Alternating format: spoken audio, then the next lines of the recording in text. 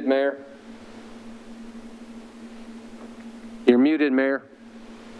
We're muted. We're muted. We're all muted.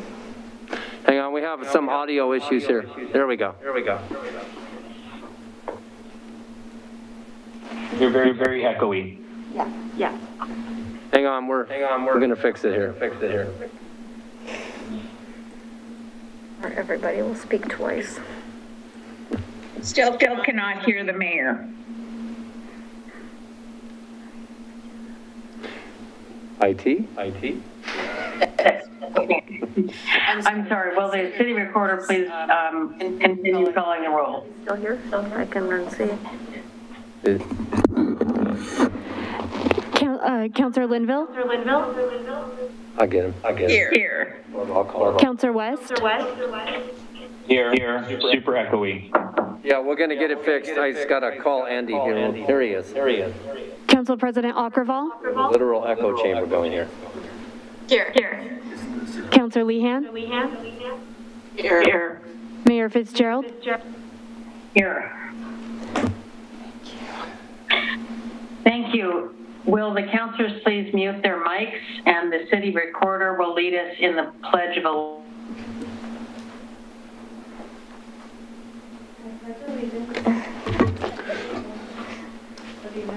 Wait, hold on.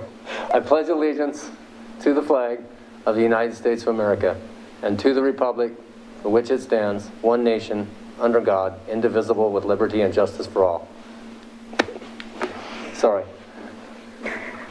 That was my job. Thank you.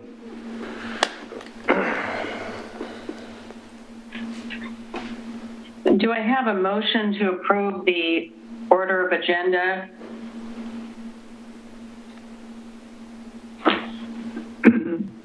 Council President Ockerval. Your Honor, I move that we approve the order of agenda. Do I have a second? Second. Motion is moved and seconded. All in favor, raise your hand and say aye. Aye. Aye. Motion passes 5-0. We'll now move to the mayor's business, which is a chance to update you on matters and meetings that I've been attending and activities since we last met.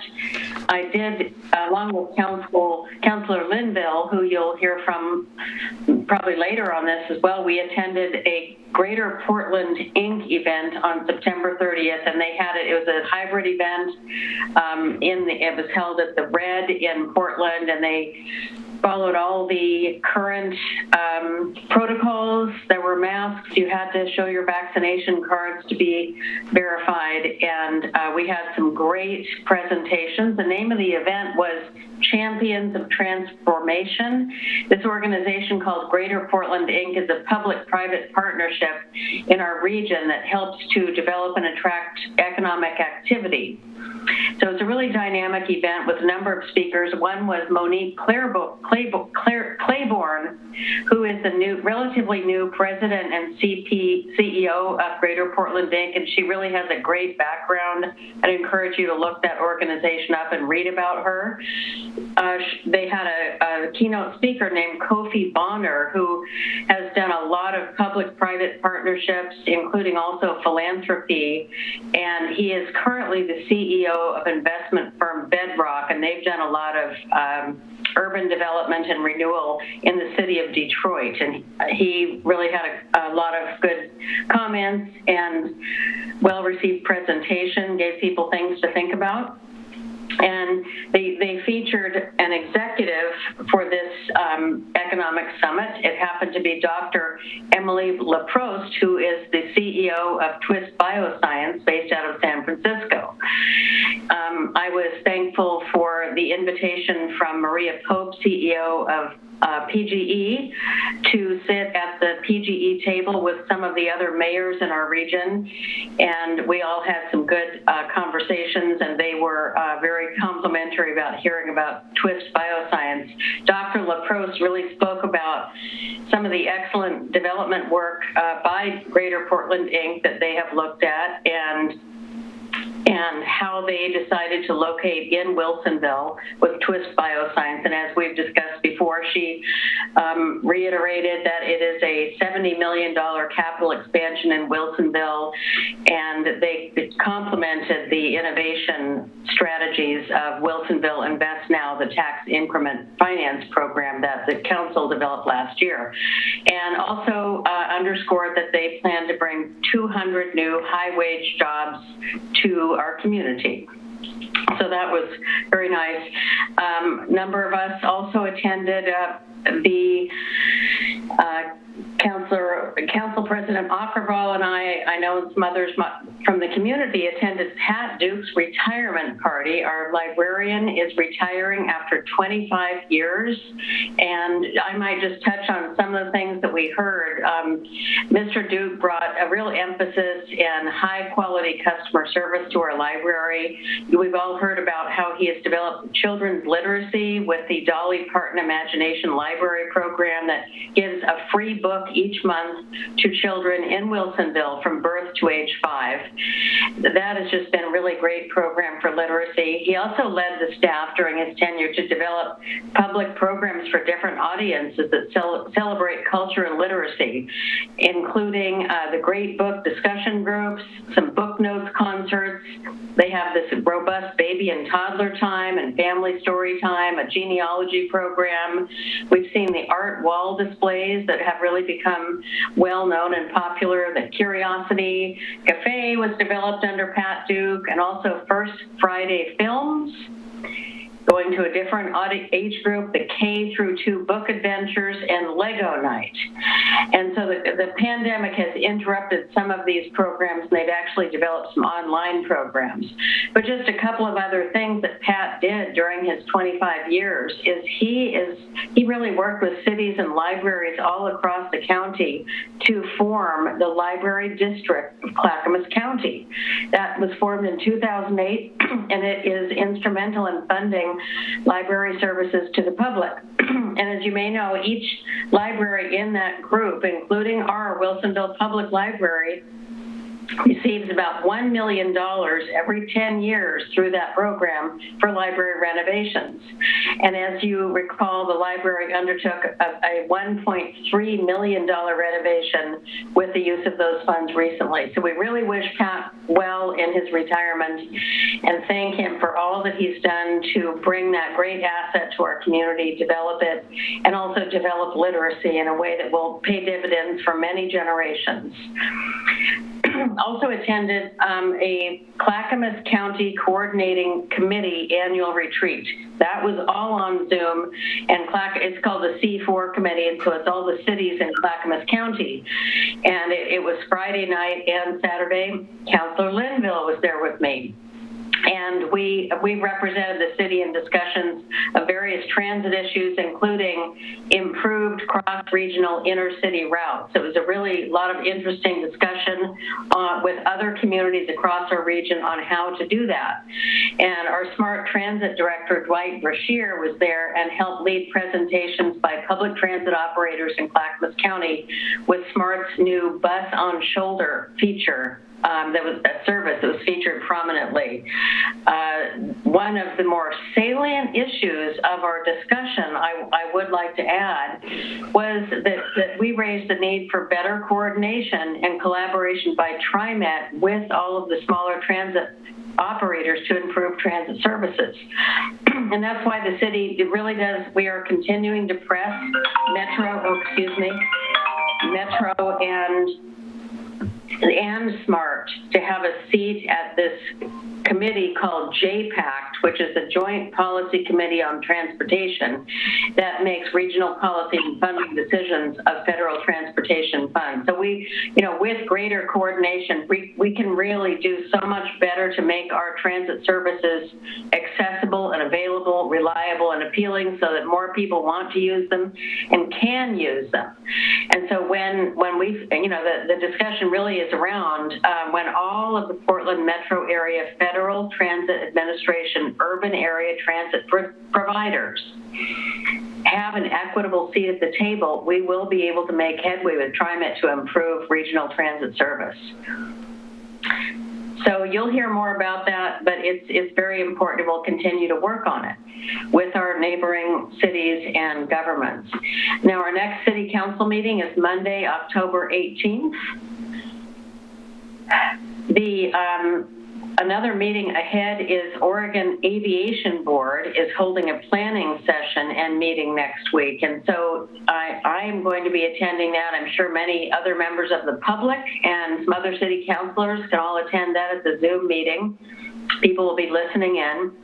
And want to note that the master planning process that we've all been talking about for years has not yet started. It is supposed to start at the end of this year.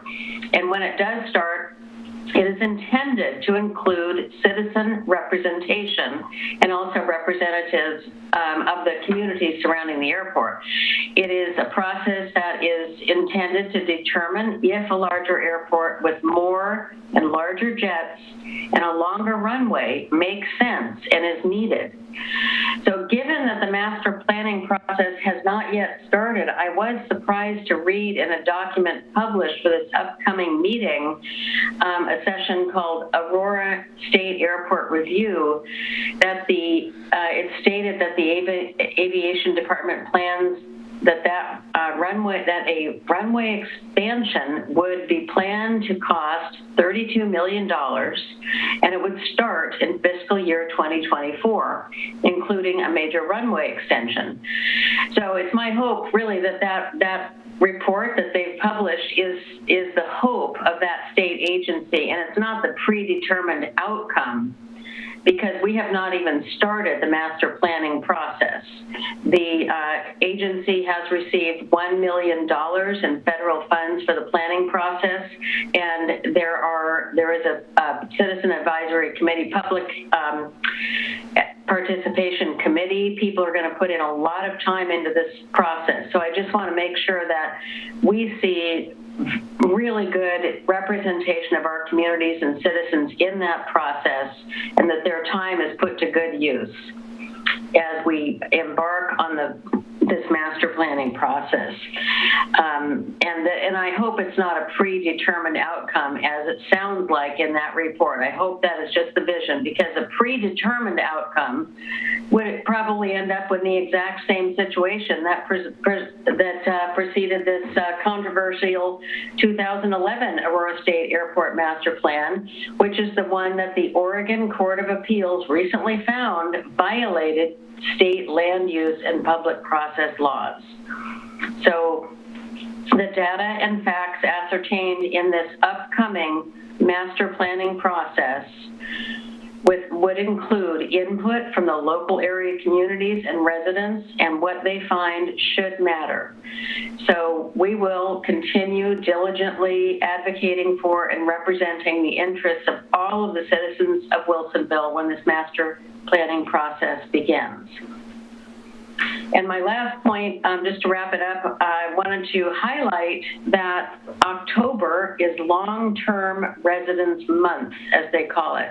And it is something that really features with a lot of attention in Wilsonville. It's a month that celebrates Federal Nursing Home Reform Act of 1987. It guarantees residents who live in long-term care facilities their individual rights in order to promote and maintain their dignity and autonomy. So, of course, in Wilsonville, we have a lot of older senior age populations, and in addition to the largely retired residents in the Charbonneau district, Wilsonville hosts 6 assisted living and residential care facilities. And so as a city that seeks to improve the health and well-being of our residents, the Parks and Recreation Department operates an active program of senior activities and fitness at the community center. And you can see that highlighted on the website and in the recent publication of activities that are offered for people of older ages in our communities. And all of the assisted living and residential care facilities in Wilsonville facilitate their their residents' ability to participate in programs at our community center. So I just wanted to also note that here in Wilsonville, many of the volunteers who serve on nonprofit boards around the city, all kinds of different functions, many of those volunteers and city committees are often, they benefit from the volunteering work of retirees. So as a community, we really stand to benefit and are blessed by the significant number of retirees who live here and help through all of their efforts to make Wilsonville a better place to live, work, visit, and recreate. So with that, we'll go to our citizen input section of the agenda. And this is an opportunity for visitors to address the City Council on items not on the agenda. It's also a time to address items that are on the agenda but are not scheduled for a public hearing. Staff and the City Council will make every effort to respond to questions raised during citizens' input before tonight's meeting ends or as quickly as possible thereafter. Please limit your comments to 3 minutes. Do we have anyone, Mr. Cosgrove, to make comments? We do not, Mayor. All right, thank you. And I will now move to councilor comments, liaison reports, and meeting announcements, starting with Council President Ockervall. Thank you. Yes, I was happy to attend the retirement party for Pat Duke, our director of the library, and acknowledge the many years of service and the fantastic work that our library does, which of course has been under his leadership, but has important contributions from the many staff members there as well. So that was a fun evening. I also attended a webinar recently on middle housing that was moderated by our very own Miranda Bachal.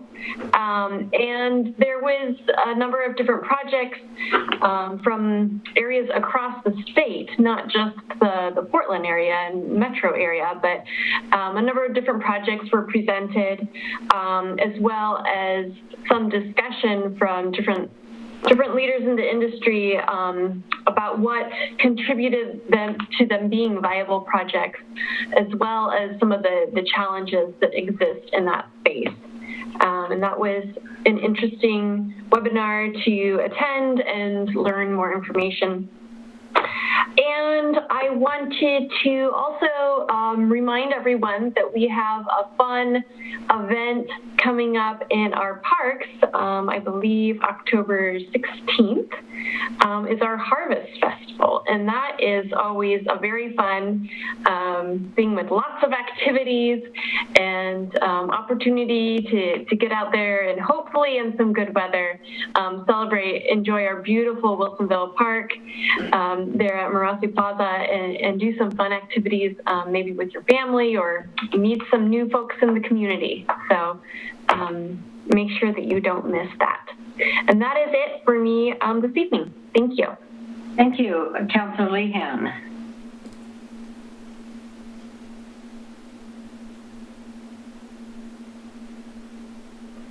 Wait, you're muted. You're still muted. I was unable to attend the Pat Duke's retirement because of a death in my family, but I do want to express my admiration over many, many years for the work that Pat Duke has done at our library and the accolades that he has brought to our library programming. But instead, I want to talk to you. I want to talk some trash. So here's one of the things you might like to avail yourself of, because the city is giving one per household away for free. This is a compost bucket, and it's a high quality thing with a bucket inside and a lid and filters so it will not stink up your kitchen. No. And all the instructions are inside. One per residence, but all you need is a Wilsonville address to get one of these items. And many details in the latest Boone's Ferry Messenger about how to get one of these fabulous little kitchen compost items. The other thing is also in the Boone's Ferry Messenger, news about Bulky Waste Day. So this is a small item, but if you have things that are much bigger, let's say appliances, refrigerators, I don't know, couches, mattresses, water heaters, big things that are way too big to sit out on the curb come trash day, there is free drop-off on October 23rd. So this is your opportunity. Read the rules, though, because of the pandemic. You need to wear a mask to take it there, and you need to be able to offload it yourself, or you and your assistant that you bring with you need to offload it. But and while it is free, we would ask that you bring a donation of some sort. What they're looking for Wilsonville Community Sharing's Food Bank are things like toiletry items, toilet paper, deodorant, shampoo, laundry soap, those kinds of things that they like to stock there for families in need. If you can donate one or two items like that, then Bulky Waste Day is free for you, and you can offload those things. This is at Ritter Road. Otherwise, you will have to load up these large, bulky items and drive all the way to Oregon City with them, and be sure to tie them down so they don't fall out of your vehicle. That's a lot of trouble. A mattress, you don't want to lose it out there on the freeway. So if you're throwing away big things, this is your opportunity. Just get it up to Ritter Road on the back roads and dump it out for free. So that's all my trash talk, and there it is. All right, thank you. Councilor West. I don't have much to report. I'll echo everyone's kind words towards Pat, who's retired. I also could not make it to his retirement at a conflict in schedule, but he is one of the kindest, most sweet, compassionate, nicest, great guys that I've ever met while in Wilsonville, and that gave his service and time and effort to our community. So thank you, Pat, for all of that. I remember when I was a brand new counselor and I got to spend some time with him, and he walked me through the whole library and showed me everything and how it all worked, and just a really kind, nice man. So I wish you the best, Pat. Enjoy retirement. And I also, scheduling conflict, could not go to the community enhancement meeting, but I'm sure Councilor Linville will update everybody on that next. And I did attend a development review board meeting that was quite long. I just sat there and watched and saw how things went down. So we'll hear more about that, I'm sure, in the future, but that's regarding development around the piazza and Villawall was kind of the issue being at hand there. So we'll learn more about that in the future as they continue to work that out. But that meeting went quite long. I was able to attend that and see how that progress was going for that future development that we've been waiting for many, many years in Villawall on the piazza. So that's about all I have to report. I also encourage everybody to take advantage of the Bulky Waste Day. It's one of the really cool things we do here locally. So with that, I will pass the baton over to Joanne, I guess. Councilor Linville. Yes, well, I have been busy, and will, I wanted to just let folks know that our subcommittee for the Willamette Falls Locks commission has met, and we identified a list of potential persons that might serve on the new authority. And so the committee is in the process right now, the subcommittee is in the process of checking with all of those names to be sure that they are willing to have their names submitted in nomination. And then the commission itself will meet on the 27th of this month and make a final decision about that 11-member authority recommendation to the governor. And then the governor's office then will make the final decision about appointees to the authority. It's anticipated that that has to be done by the end of the year, so that should move along quickly. I wanted to just remind, I'm not going to go over things that people have already mentioned. November 11th, I wanted to remind folks that that is Indigenous Peoples Day. And it is often gets confused because it's also called Columbus Day. But we need to just recognize that that was not a positive day for the Indigenous peoples in our country. And so you will see most often that the tribal folks will give their employees days off on that day as a day of vacation and remembrance rather than a day of celebration. So that is an important day in the lives of all of us in terms of supporting and recognizing the importance of our Indigenous people. And then, in light of this continuing dialogue that we are having about emergency preparedness and the mayor's invitation at our last council meeting for us to share some items, I wanted to share a few things that are in my box, my tub that is getting larger and larger by the day. So I mentioned last time that I had a solar power pack, and this is what it looks like. It has 4 solar panels, and it has 2 USB ports in it. It's very small, but it will power and charge a number of either cell phones or other items. And so I have 2 other items that both come, this one comes with a USB port as well. And this is a combination solar charged or cord charged or hand charged radio. It's AM, FM emergency radio, as well as a flashlight. And it's a dandy. This one is a great item to have in your kit. And then I have several of these, and these are solar. They're also USB port chargeable.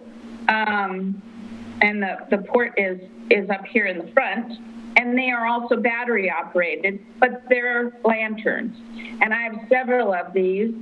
And I'm not going to turn them on because it'll ruin our camera, but they are great to keep charged and ready to go for emergency situations. I did want to mention also that one of the other things is that there are now these great light bulbs that you can they're regular light bulbs that you screw into your light. But when the power goes off, they stay on. And they don't last forever, but they do stay on. And so they will get you through a while of power outage until you can get to your other items that are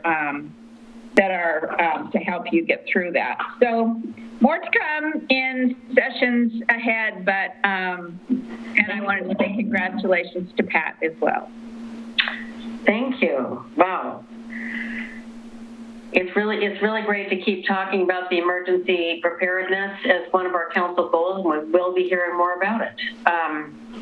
So we will now move to our public hearing for ordinance 850, first reading, and I wonder if the city manager or city attorney, excuse me, could read the ordinance.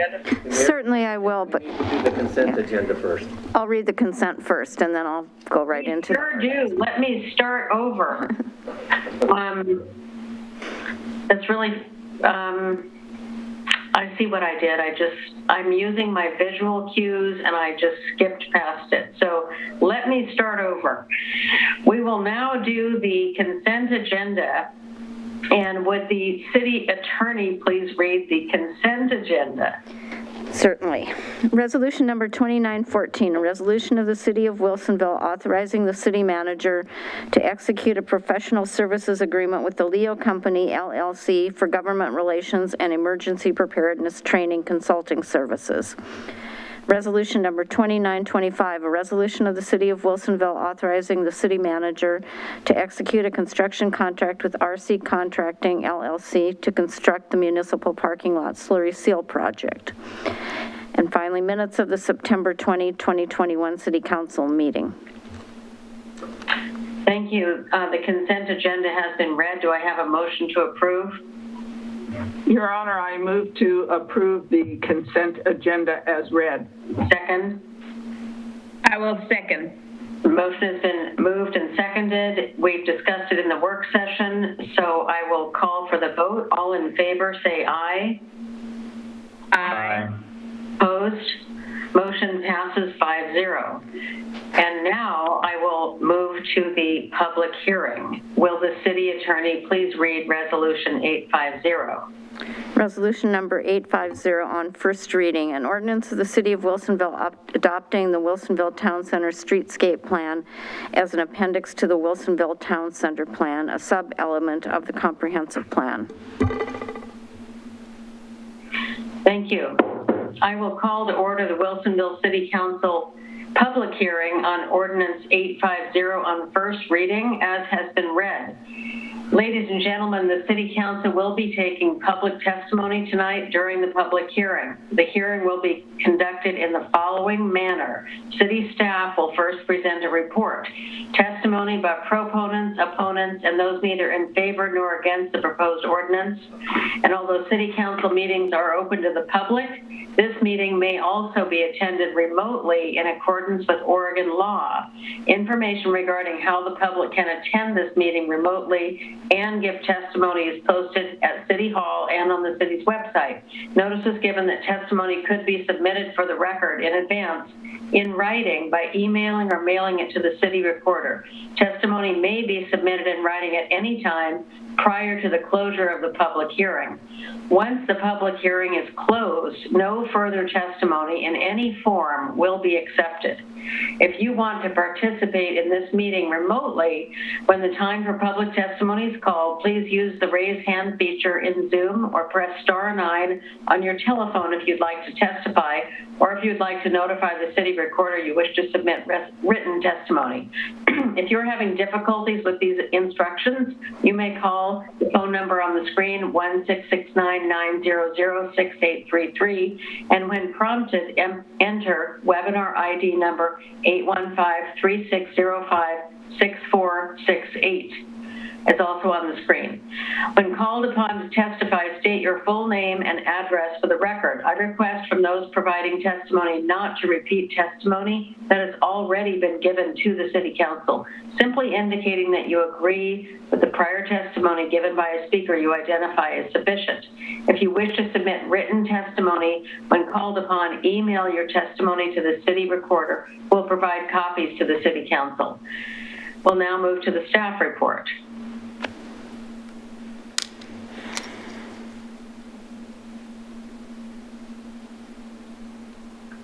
Just checking before I begin my presentation, I also have a consultant with me tonight, Ben Weber with Sarah Design. I just want to make sure that he is promoted to panelist with me so we can begin the presentation together.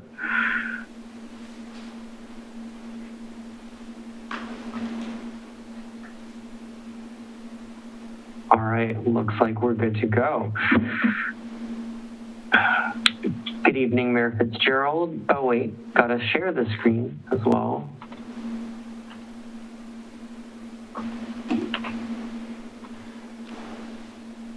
Just to confirm, can you see the slideshow?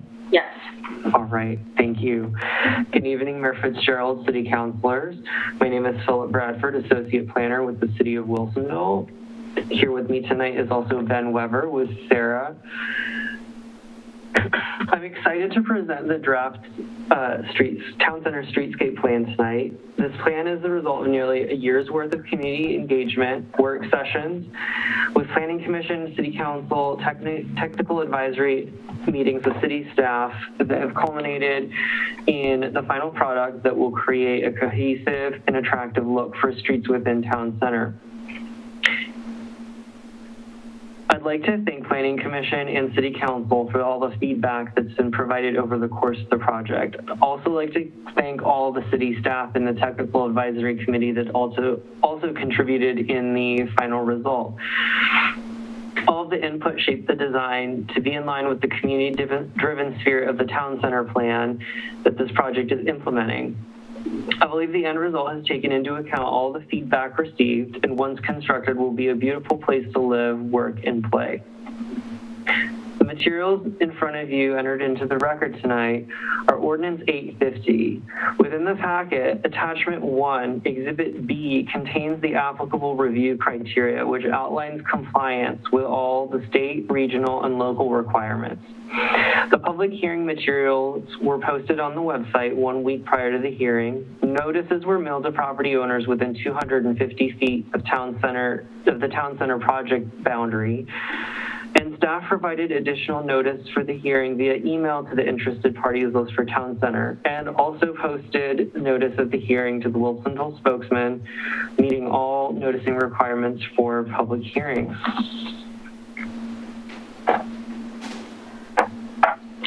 The development of a streetscape plan for Town Center is one of the placemaking strategies that are included within the Town Center plan and the implementation matrix.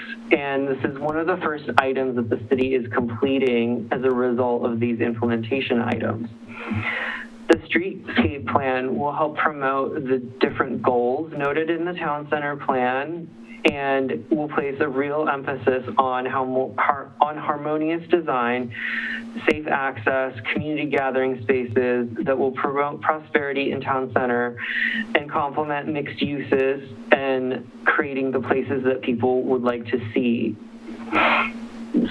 Due to the robust public engagement that was conducted as part of the Town Center plan, we noticed that residents preferred a palette of stone, wood, brick, and glass, and a modern design reflective of a younger community. And there were additional concepts that were noted that were in line with that in the signage and wayfinding master plan and other plans that are impacted by Town Center, such as the I-5 bike and ped bridge. This allowed us to hit the ground running with the project and begin with 3 preliminary concepts in the fall of 2020. We conducted surveying on Let's Talk Wilsonville and were able to refine those concepts with feedback from Planning Commission and Council, and moved forward with a hybrid concept that blends together the different elements of the concepts that we began with. And now we are here tonight in line with the project schedule to adopt the Town Center Streetscape Plan.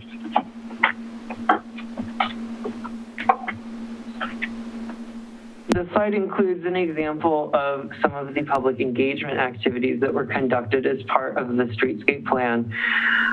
The team had to think creatively in terms of conducting public engagement for this plan, as the project kicked off just as the stay-at-home orders were issued for the state of Oregon. So all of our engagement activities were conducted with social distancing in mind and utilized Zoom or Let's Talk Wilsonville for surveys. We held 2 public forums, one in November 2020 and February 9th, 2021. We had 2 outreaches activities via Let's Talk Wilsonville, one in the fall of 2020 and in winter 2021. Overall, we had 5 Planning Commission work sessions, 3 City Council work sessions, and 2 stakeholder interviews for the project.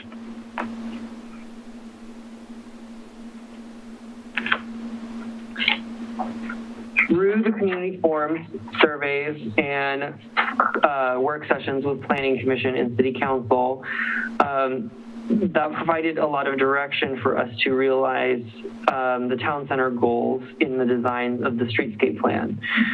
We reached our preferred concept that's shown tonight by blending the river environment and technological innovation concepts, which you saw initially, and to provide a little bit more context in how we incorporated those designs together and arrived at the final concept, I will now pass the presentation over to Ben Weber with Sarah Architects to go over some of the renderings and how they relate back to the town center plan. Ben, just let me know when you'd like to go on to the next slide and I'll move it forward. All right, thank you very much, Philip. Can everyone hear me okay?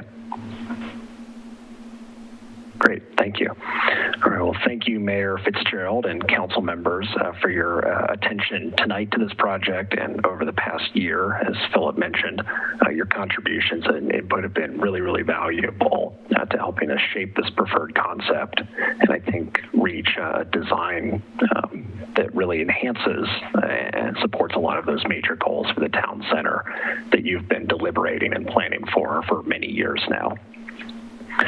So the slide you saw previously showed basically the first approach to our preferred concept, taking that river environment and technological innovation concepts, blending those together, and that was material that we showed you in the April 2021 City Council meeting, so that should be familiar information to you. We also showed you an earlier version of this image, which is substantially similar with some details and construction particulars refined in the ensuing 6 months.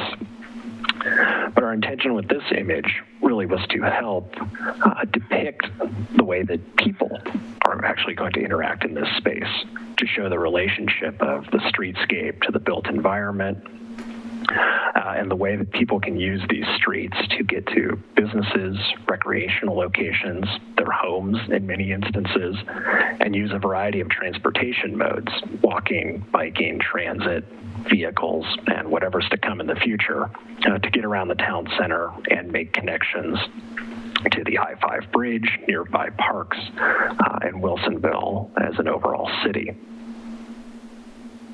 We can go to the next slide, Philip. So a little bit of material that you haven't seen in a meeting yet, but is now included in the town center plan, includes these prototype locations. We didn't design literally every square foot or linear foot of the town center, but instead identified 7 locations, different streets that are typical of different conditions in the town center to apply this preferred design to. One of those that you're seeing on screen here is the promenade, the major east-west connection that essentially functions as a linear park and is a key part of the Emerald chain through the Wilsonville Town Center. This is a car-free street, so it has the 2-way bike lane, pedestrian facilities, really robust landscape plantings, stormwater areas, and lots of space for spill-out seating, gathering areas, even festivals. Sort of acts as a front porch for the development and redevelopment that could happen on both sides of this promenade. On the next image, this is Park Place redesign. So if you'll tilt your head to the left, you'll be oriented north. This has Town Center Park on the top, and we show existing buildings retained on the bottom, which is the west side. But this reflects a significant realignment to portions of Park Place so that it can make better connections to a Park Place extension and Courtside Drive, and then uses the signature investment pattern, which is the highest of the 3 investment patterns that we've prepared, to also enhance the sidewalk with that signature concrete pattern, bring in landscaping and stormwater features, another segment of that two-way cycle track, and then some particular design features that allow the signature streetscape to connect to businesses and buildings on one side, but then also to connect to the town center park on the other side, and to really allow the streetscape and Park Place here to kind of blend between a mobility function and a recreation function as you get into the park area. The final location we have, and this is a plan view of the three-dimensional rendering we showed earlier.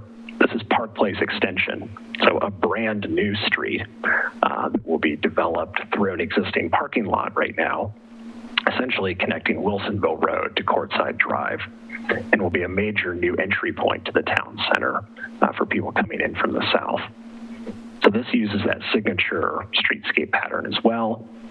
You'll recognize the sidewalk patterns, the shared facilities for bikes and calmed traffic, on-street parking, really robust protected sidewalks, and other signature elements such as lighting and opportunities to repurpose, parking spaces for parklets and outdoor seating, which is something I think we've all gotten a lot more familiar with the last 18 months or so, and as an example of the flexibility that we want to bring to the town center streets in the future. So again, those are just 3 of the prototype locations of the 7 that are documented in the plan, and just 1 for each of those. The document has much more robust backup about how we determine investment levels for these various streets, and a very complete palette of streetscape materials, including particular products ranging from pavers to tree planting types to particular street lights and other off-the-shelf or customized elements, such as these seating and stormwater areas, which you can see near the corners and are those curvy bench areas. So that's a quick summary of the design conclusions and the representation of the preferred concept that we have so far. I definitely welcome your questions, but we'll hand it back to Philip Bradford first to talk you through some of the investment level approaches, some of the other content in the plan, and then other steps through the public hearing. Thank you.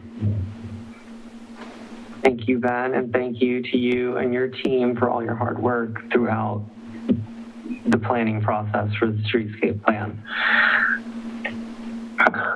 I did cover this slide in work session, but I just wanted to include it in this presentation also, just so that you can see once again where the different investment levels are placed through town center. Much of the examples that Ben just covered were the signature investment level, which is shown in the darkest green, but the other 2 tiers are shown in the more medium shade and light shade. So this will provide a very good idea of where you will see these streetscapes manifest as town center redevelops. So I did want to include this slide once again just for reference, but I will move on since we did cover that in work session. And then another important slide to cover is what the streetscape plan does include. There are a variety of design elements included in the plan, such as different bike racks, ADA plates, tree grates, benches, water fountains, garbage cans, and bollards. And each of these we think are very attractive and come together to directly link back to all the aesthetic preferences that we heard from the public, and overall will create a cohesive modern look for town center as we move forward and redevelop in line with the vision of the town center plan. And with that, staff recommends to City Council to adopt ordinance number 850, Wilsonville Town Center Streetscape Plan, as an appendix to the Town Center Plan, a sub-element of the comprehensive plan. I now conclude the presentation, and Ben and I are available for any questions you may have. Thank you. I'd like to now ask if council members would raise their hand if, in the raise hand function, if you have any questions or comments. I see Councillor Lehan.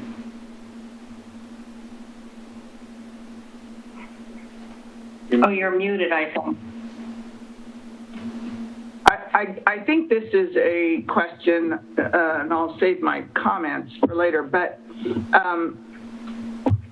is there a way in this streetscape, which, by the way, I think is a beautiful streetscape. It's fantastically beautiful streetscape and would be wonderful to have. We will not have anything like this, however, because it doesn't include what is really there. And that is the necessary visual clutter. And it seems like there should be a layer where we could look at this and then add the visual clutter layer, which is the utility boxes that appear at almost every corner, the signs and the signals and the buttons that you push to go across the street, and all of those things that clutter up every intersection. And it just, it bothers me that we never get to see the full thing. We just get to see the pretty part, and the pretty part is beautiful. But there's a whole bunch of layer of other stuff that is going to go on top of this, and I would really like to see that.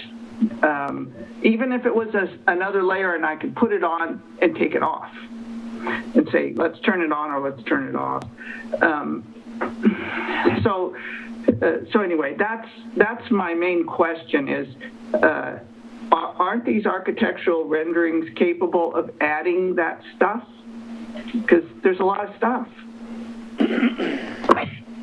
Councillor Lehan, I can answer that. I will probably need Ben's assistance in the broader answer. However, I think that since this is a legislative master plan, this meaning town center, and this is going to be adopted as a sub-element, a lot of what's in here is going to control the design and placement of things within town center. And it's important that everything be included that is part of the streetscape. However, with certain things like a stop sign or a utility box, we don't want to include that in the plan as it may give the wrong impression of where that might need to be located. Hypothetically, if we were to receive a new development in town center tomorrow, we would have a pre-application conference, it would go to DRB, it would have a traffic study done by DKS, and through that process, we would arrive at different locations and conclusions on where we would need to be putting stop signs, or would the traffic counts be high enough to have a street light, and so on. Would it have signalized pedestrian crossings, or would it just be a crosswalk and stop signs? All those things are usually ironed out in the development process, and we don't want to include that necessarily in the plan to give the impression that we're dictating that that's how it's going to be in that very location. And this isn't that kind of a thing. This isn't a specific intersection. This is a theoretical intersection on a theoretical street. So you could just throw in, a random signalization and a random utility box or two. It's not dictating the stop sign, but probably there's a stop sign on one of these corners, or people will be running into each other. One or the other is going to have one. It's just anyway. Never mind. We're capable of rendering that, but then since you have done more streetscape plans for multiple other cities, is that a common element that gets included? Yeah, this is a great question, Councillor Leanne. You're right that this image is not inclusive of nearly everything that goes into constructing a street or its operations. There are a number of things: traffic control devices, utility utility decisions that will be made further down the line through the development process, as Philip mentioned.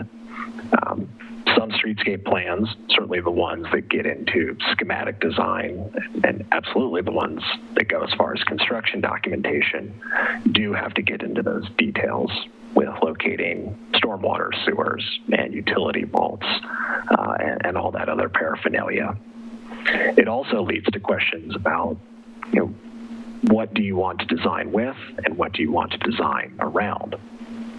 For example, utility poles are a very common one, where cities have to go through the deliberation of, do you want to keep overhead power lines or do you want to go through the expense of burying them? That's a very common consideration that we didn't tackle and weren't scoped to tackle through this project, but it's definitely something you'll have to set yourself up for in future development reviews. So certainly we have undergrounded everything. Everything in Wilsonville is undergrounded in any new developments, including all of town center. So that's not an issue. But 5G is coming up above ground now. So that is an issue. And streetlights are an issue. It's streetlights with 5G on them that are another visual clutter. And so yeah, some of those things are not up to us. That's dictated from the federal level about 5G. So it's very hard for us to control that. We can control undergrounding the utilities, which we have done. But anyway, I digress. So it's a beautiful streetscape plan. I would just like to see the fuller rendition of it at some point, even if it was just a sample. Okay, thank you. And we can hear back on what's possible there in the next period of time. And I'd like to now ask Councillor Linville to take the microphone, so to speak.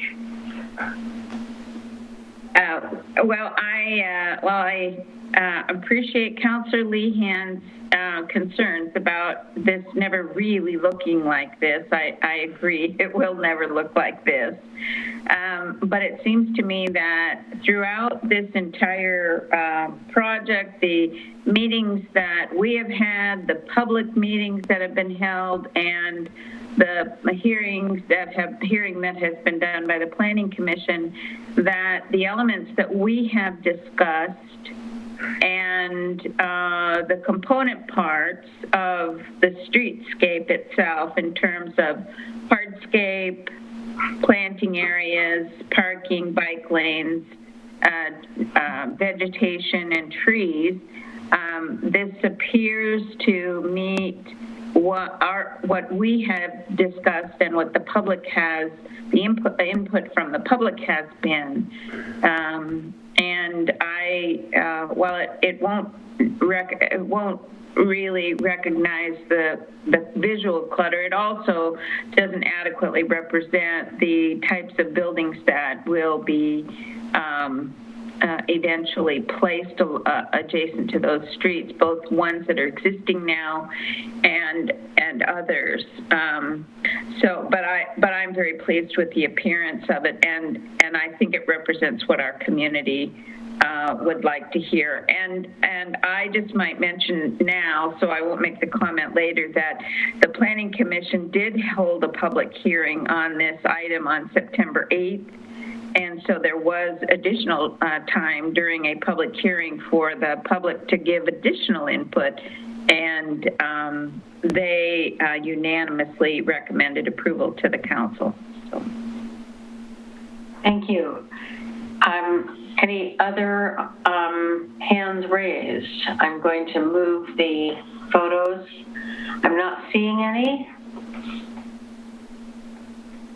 So I will comment as well that I thought it was really a great illustration, the way that you assembled the different components that we saw tonight regarding seating and all of the treatments to the different spaces that people can use for possibly, as you said, performances or concerts, small concerts, and I can see it all tied together here.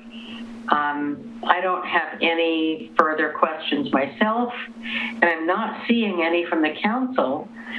So I am going to,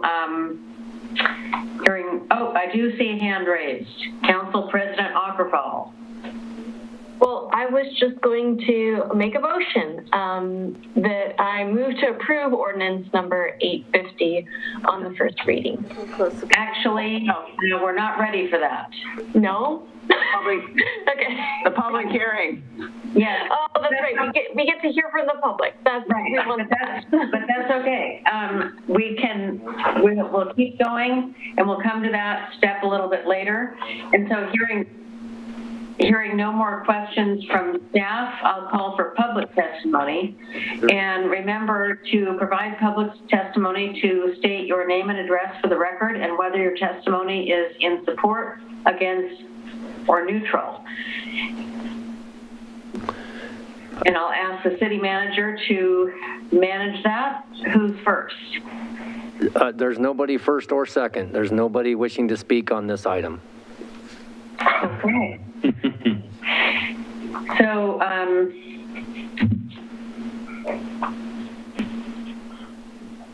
do any members of the council, I'm just going to say before we ask for a motion, do any members of the council have any further questions for staff or any other party while we don't have any testifying before the public hearing is closed?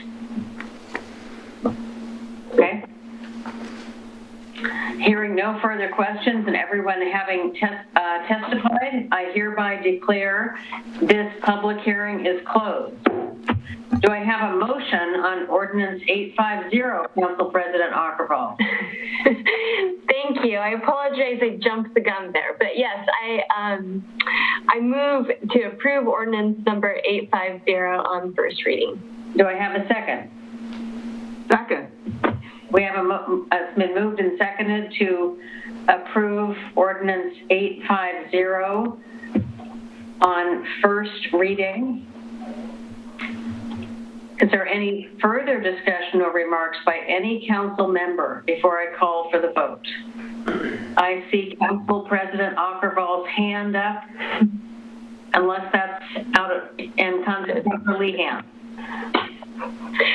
Yes, just under the discussion part that I was saving for. Okay. This is a beautiful, beautiful streetscape, and I have no problem with the streetscape. I just want to make a comment that we not lose sight of what the possibilities are here with going up. And this would be a tragedy if this is what those buildings look like, and they're all 2 stories or 2 stories and some, I don't know what that is on the 3rd story. It's not a story. But we have so much potential in town center to have these kind of spaces on the top of these buildings.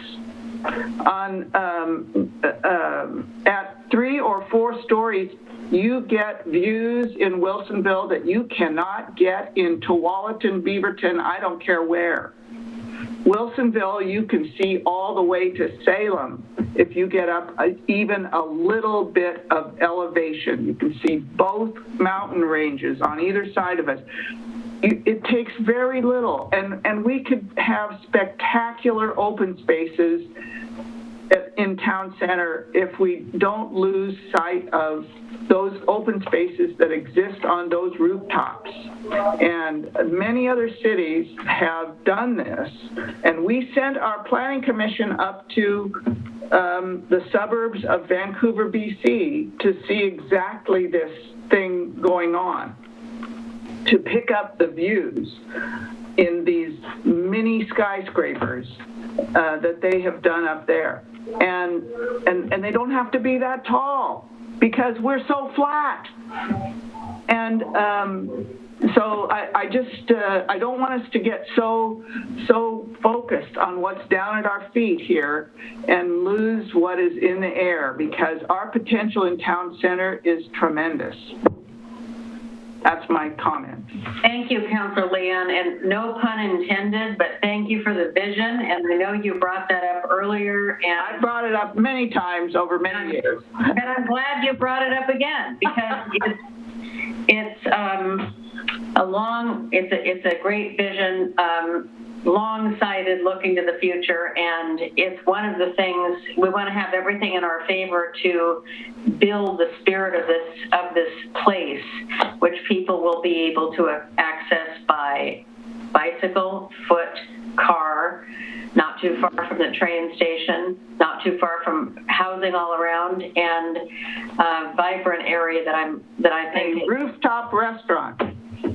I can just see it now. So thank you. And did I catch all the hands for further comments? Council President Ockervall. Thank you. I'll jump in here again then. I appreciate your line there, Councilor Lehan, about that our potential is fabulous for this space. I very much agree with that. And I think this is one piece of the overall planning for town center. And, I kind of reflect back to when we did initial planning for town center space, and how many people did we have involved in that? It was hundreds of people that were involved in the initial planning for town center, perhaps more than hundreds. It was a lot of people, because I think that our community they see the potential for this space to be very special, and the streetscape is an important piece of that. I'm surprised, kind of looking at this, when we initially started and were considering the technological innovation versus the river environment, and then we ended up going with this combination of the two, and well, how would that work? Because one's very linear pattern and another one is much more kind of organic shaped. But what has happened is we have these linear blocks of pavement. I think in the different varying values and texture that we see here in the design, and it works very well with the river theme and the more organic shape of the planters or the seating. I think it signals movement, and it makes it exciting and vibrant, and it's very unique. So I'm very excited with what we've come up with here. I think it supports the vision for town center to be this active, compelling space that community members, businesses, that people want to be in. And they want to go and enjoy this space together. And there's a feeling of energy in our town center. So I appreciate all of the input along the way and the really quite excellent work that has gone into the design that we now have in the plan in front of us. Thank you. Thank you for that. And hearing no further discussion or commentary, I'm going to call the question on the motion as made and seconded for approval of ordinance number 850 on first reading. Those in favor, raise your hand and say aye. Aye. Aye. Those opposed? Abstaining? The motion passes 5-0. We will now move to ordinance number 851. Would the city attorney please read the ordinance? Ordinance number 851 on first reading, an ordinance of the City of Wilsonville amending the text of the Wilsonville Comprehensive Plan, text of the Development Code, the Frog Pond West Master Plan, the Villebois Village Master Plan, and the Old Town Neighborhood Plan, adopting a legislative zone map amendment to rezone residential properties in the Old Town neighborhood to the newly established Old Town residential zone, and declaring development in planned development residential zones, as legal non-conforming to increase the allowance of middle housing in Wilsonville. I call to order the Wilsonville City Council public hearing on ordinance number 851 on first reading as has been read. Ladies and gentlemen, the City Council will be taking public testimony tonight on the public hearing. The hearing will be conducted in the following manner. City staff will present a report. Testimony by proponents, opponents, and those neither in favor nor against the proposed ordinance. Although City Council meetings are open to the public, this meeting may also be attended remotely in accordance with Oregon law. Information regarding how the public can attend this meeting remotely and give testimony is posted at City Hall and on the city's website. Notice was given that testimony could be submitted for the record in advance in writing by emailing or mailing it to the city recorder. Testimony may be submitted in writing at any time prior to the closure of the public hearing. Once the public hearing is closed, no further testimony in any form will be accepted. If you want to participate in this meeting remotely when the time for public testimony is called, please use the raise hand feature in Zoom or press star 9 on your telephone if you would like to testify or if you would like to notify the city recorder you wish to submit written testimony. If you are having difficulties with those instructions, you may call 1-669-900-6833 and when prompted, enter webinar ID number 815-3605-6468. Both numbers are shown on the screen. When called upon to testify, state your full name and address for the record. I request from those providing testimony not to repeat testimony that has already been given to the City Council, simply indicating that you agree with the prior testimony given by a speaker you identify as sufficient. If you wish to submit written testimony when called upon, email your testimony to the city recorder who will provide copies to the council. Staff, will you please present your report? Certainly. Thank you. For the record, Dan Pauly, Planning Manager. For the record, Dan Pauly, Planning Manager. And for starters, just a note for the City Attorney, I believe you may have read the ordinance title off an old agenda that had it slightly wrong. I just want to make sure we have the title of the ordinance correct in the record. Hold on a second. Kim is giving me a...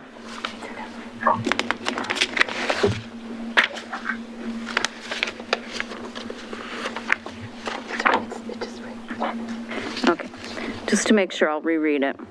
An ordinance of the City of Wilsonville amending the text of the Wilsonville Comprehensive Plan, text of the Development Code, the Frog Pond West Master Plan, the Villa Bois Village Master Plan, adopting a legislative zone map to rezone residential properties in the Old Town neighborhood to the newly established Old Town residential zone, and declaring development in planned development residential zones as legal non-conforming to increase the allowance of middle housing in Wilsonville. Is that the one down? That sounds great. Thank you, Barbara. Love to listen to you read ordinances. Thank you. So I wanted to start by just acknowledging the work that's gone into this and all the work that the Planning Commission, our consultant team, and council have put into this, and that as we continue to work on our equitable housing strategic plan, this is an important step. This is part of one of the action items from that plan. So it's an exciting evening, an exciting moment for Wilsonville's housing in that regard.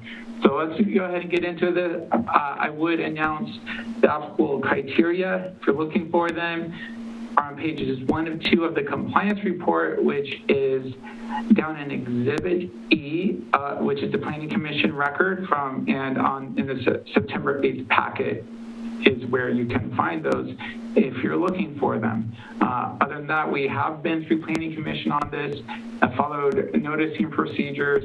Notices were sent to every address in Wilsonville, in addition to all property owners of property in Wilsonville that live outside the city as well.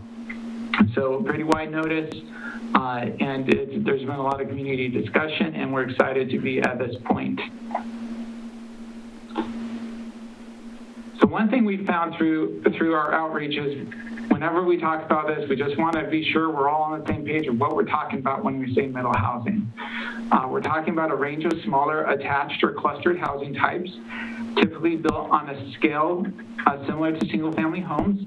They're often called missing middle because they're largely missing from most cities' neighborhoods for the last 70 years. That said, there has been more than a lot of suburban jurisdictions. There has been quite a few built in Wilsonville over the years, relatively speaking, including from townhouses in Villebois to attached single-family in Charbonneau, and a number of other duplexes, triplexes, and quadplexes throughout the city. So if you think back to early this year, when we had a work session, we really talked with council about what the desired project outcomes are for this middle housing in Wilsonville project. And that included being a thoughtful and inclusive built environment, which is something Wilsonville has been focused on for many years, complying with House Bill 2001, which we've talked about, and the council is aware of what that entails, meeting housing needs for a variety of community members, impactful public outreach that has an actual impact on the project, ensuring there's infrastructure to support middle housing, having standards that are usable, and also to minimize parking congestion. And I'm pleased to report that from staff's perspective and as talking to the Planning Commission, there's a strong feeling we've reached these desired outcomes and are pleased to bring this in front of council. Something that's come up and is an important note as we talk about this in the community is the role in this project of honoring past planning efforts. Wilsonville has done its fair share of planning over the years, and it wasn't within the scope or the possibility of this project to totally change all that wonderful planning that's happened. So the overall idea was to comply and refine with the new state rules and other things we're trying to accomplish while remaining consistent with the decisions that have been made and all these plans have been put in place over the years. So with that said, I want to go through what the recommended actions are with this project, and starting with allowing middle housing. I know that Wilsonville in most of the zones already allows middle housing, and what really the state requires is that we allow duplexes on all lots that allow a detached single family. Other middle housing, which includes things like triplexes, quadplexes, townhouses, in areas that allow a detached single family. Primarily what that qualifier in areas means is that there has to be like a certain lot size before you qualify to have a triplex or a quadplex or a cottage cluster, where for a duplex, regardless of the size of the lot, the state requires that the lot be allowed to have a duplex. Another key component is that middle housing is not subject to density maximums. So that really is a function to if you did not have that, you'd kind of have a de facto limit on certain lots of middle housing. So in order to get past that, the state said that they're not subject to density maximums, similar to how we treat accessory dwelling units in our code today. Second part is updating the process, and that's a big part of allowing middle housing. While the city's allowed middle housing, for years, it's gone through a public hearing typically to do anything really beyond a duplex. And what's changed is middle housing now goes through the same review process as detached single family has for years, which if there's no land division that encompasses having a building permit, no notice to neighbors or the public. When there is a land division, when you're dividing land, there is still notice of the land division to surrounding property owners. But when it's time to build the structure, there is no notice, and you don't necessarily know at the time of land division whether that's eventually going to be a single family home or possibly something else. Another big part of this project was knowing that we're going to be incorporating potentially more middle housing into different current and future neighborhoods. Wanted to make sure that it works with all this thoughtful planning we've done. And so we gave a lot of thought to design standards. So part of that is new design standards that apply both to detached single family and middle housing. That includes standards around facade variety, and also architectural consistency and interest. For middle housing, there's additional design standards that vary by type, which are consistent with allowances in the state model code. And this includes things around entrance orientation, the amount of windows on a facade, and parking configurations. The next item that is allowing middle housing land divisions.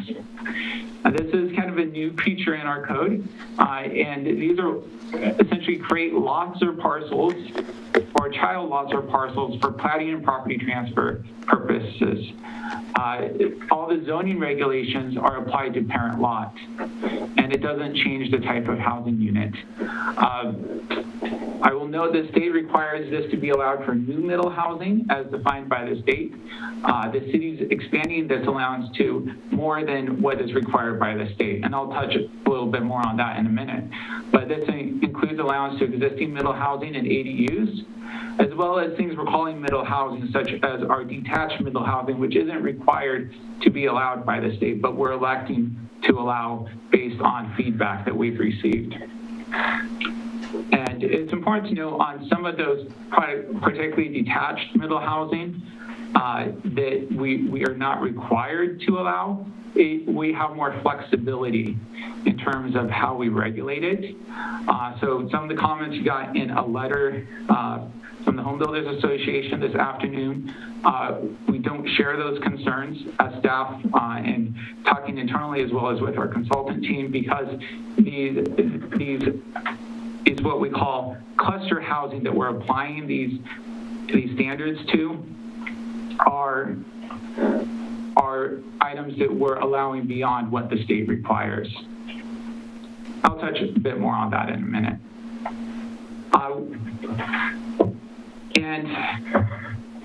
But delving more into that, and because this is an important point and something that is really key to making this function and what the council and the planning commission intends.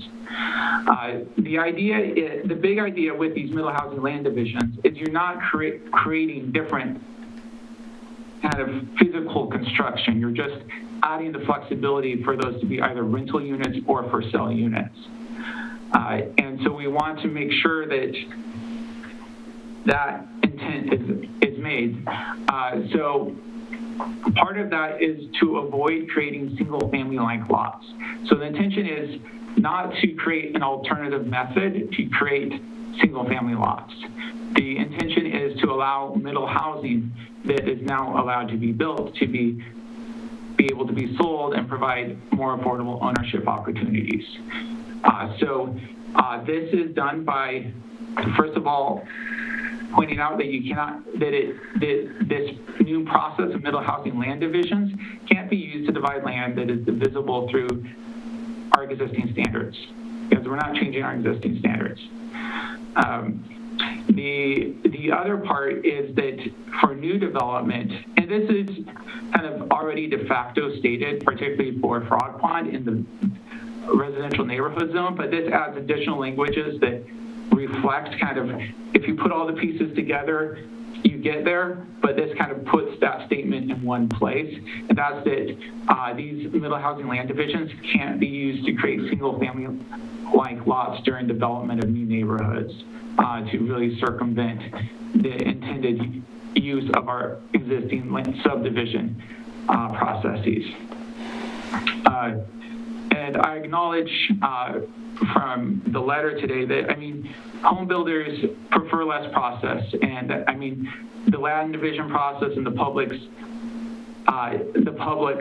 role in that is a conversation to be had, but that's not really what we're talking about here. We're talking about enabling this for middle housing construction that is a smaller different than single family construction, and to add variety, particularly variety in ownership opportunities for the community. I will note that in Ms. Johnson's comments, she did reference a subsection where there's inconsistency in the use of the word lot or parcel versus middle housing land division unit. That did result from some cutting and pasting from state law. And I would acknowledge that will recommend that be updated, that the resulting lot or parcel should be resulting middle housing land division units. With that change, staff does feel confident in our current approach. Talked about this again internally today, and this has been a specific discussion we had with Planning Commission, that this is a good approach because we use the term lot so much in the code that we don't want to get it muddled with this, because essentially every standard applied to a lot applies to the parent lot. So we want to avoid using the word lot to refer to these new units of land, because then it can quickly get confusing in our code. We do clarify in the definition section of our code that the middle housing land division units is a lot or parcel as it's used for those specific purposes for land divisions and property transfer and state laws. So we feel that's a good approach. Our approach has been reviewed by the state, and they've read through our code and did not have any issues with our approach there either.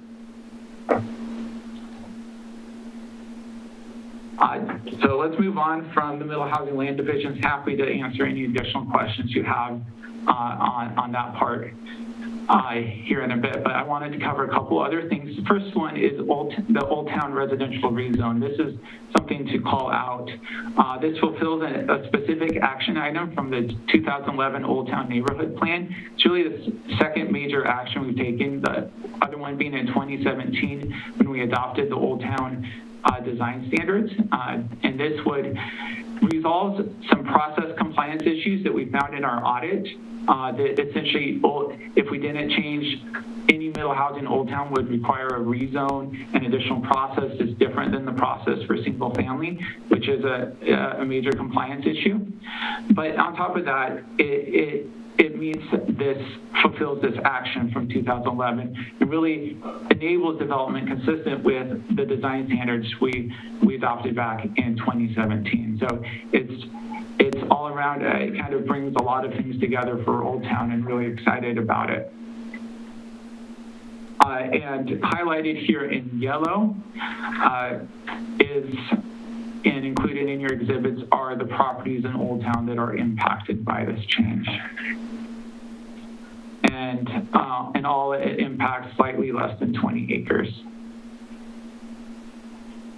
I will note, in addition to the middle housing items I discussed just a minute ago, we did have a few other, this is a major body of work, and we continue to have colleagues look through it and making sure we're not missing anything. We did one final review and found a couple other things. And recommending changes. This include changes resolving process compliance issues for middle housing. I skipped this slide. So I'm getting ahead of myself, I apologize. So this is one other important point, is the plan development non-conforming process and standards. This gets a little detailed as well, but it's an important point that while addressing a compliance issue with middle housing, this has a broader applicability throughout the city, and why we actually notice all types of zoning in the city for this project. It really allows us, a lot of our plan developments have existed for decades now. And we've changed our zoning and changed updated standards a number of times. And yet these plan developments are stuck in 1982 or something. So this really provides a method to make, as we update our standards, to have them apply to these older planned developments. And it provides a couple methods. The threshold method is where there's a complete change. All the numerical standards are changing for a zone, and then it by default, any existing development in that zone needs to, as it changes over time, needs to become more compliant with current standards. The other one is specific council designation of an area that the zoning regulations have changed and designated as legal non-conforming. So again, over time, as change occurs, that change is more in compliance with existing standards. A specific part of that is we are applying legal non-conforming status to any residential development in the city that does not meet current residential standards. So this has, in fact, has more flexibility and really enables middle housing in a lot of these existing planned developments, which was a compliance necessity. It also specifically, if there's a density set in any of these planned developments, middle housing is exempt, similar to other zoning, just to go back to that idea of allowing middle housing on any lot to comply with the state. So now I'll jump to the miscellaneous language cleanups. We reviewed a reference to a fee schedule, which we're going to consider through separate resolution from the ordinance title, and some typographical edits as well as some clarifying edits. And let me go a bit more on the clarifying edits that I haven't mentioned yet. There's a number. While it was accurate, felt some clarifying language of being clear of number of design elements we require in certain circumstances and how that's calculated. Clarify window coverage reduction, some key small words so there's not question of whether we're reducing to or reducing by in the future. When we talk about these density exemptions, we always say, the intention was to always say beyond 1 unit per lot. And there's a couple places where we didn't add that 1 unit per lot language that we now have. And also with all the work we did with the discussion with 10% and Frog Pond and potentially expanding that, we inadvertently left existing 10% requirement deleted in the text. So that existing requirement in the small lot subdistrict for 10% duplex or two unit townhouse remains, which is exactly the way it is today. So those are the final edits, in addition to the one I mentioned tonight to use the correct term of middle housing land division unit rather than lot or parcel. With that, I just want to report from the compliance findings side of it that we've looked through it and had our consultants look through it and have visited with the state. They were happy with it to the extent they decided not to send a comment letter. So that includes all these new and existing state regulations, metro regulations, as well as local policies and regulations.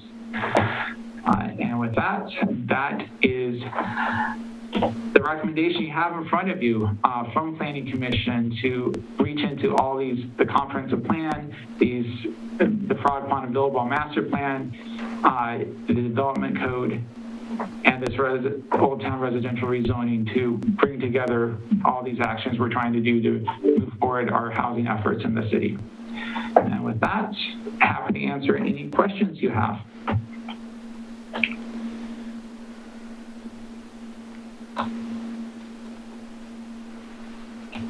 Councilor West. Thank you, Your Honor. I just want to clarify, I know that you touched this with the HBA's concerns regarding the proposed language in those subsections. Did we get that resolved or can you just clarify that a little bit? Like, it was a little tough to understand, but can you clarify if did we get that resolved? Or is that going to restrict housing, that language? Does it make it overly cumbersome? Or are we making it to where we can have the easiest pathway to get these type of properties developed? I think it's the easiest. We are early adopters of this in terms of, so let me addressed a couple issues separately. So first of all is the issue of the use of the term middle housing land division unit rather than lot and parcel. So really the options that we've discussed and considered there is you kind of create a new term for these units of land that are created from this process, or you call it a child lot and parcel. And so every time in the code, which is hundreds of times you refer to a lot in terms of a regulation, you'd have to clarify, does this apply to parent lot or child lot? And it just becomes very cumbersome. And things can get missed and be unclear. And so we found the clearest method is to first of all, create this new definition of a middle housing land division unit, which by definition is a lot and parcel for use of, that the county surveyor would use for planning purposes or as used in specific context in state law.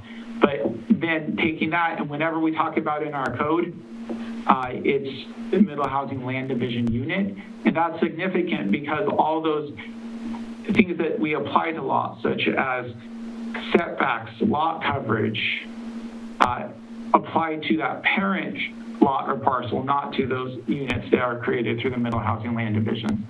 So that, from a staff and planning commission's perspective, we're all on the same page that seems like the clearest path and the most consistent and way that functions best for Wilsonville. So we respectively disagree with the HBA on that point. On the other point about this new language to essentially close any potential loopholes around middle housing land divisions to be used and to create single family lots,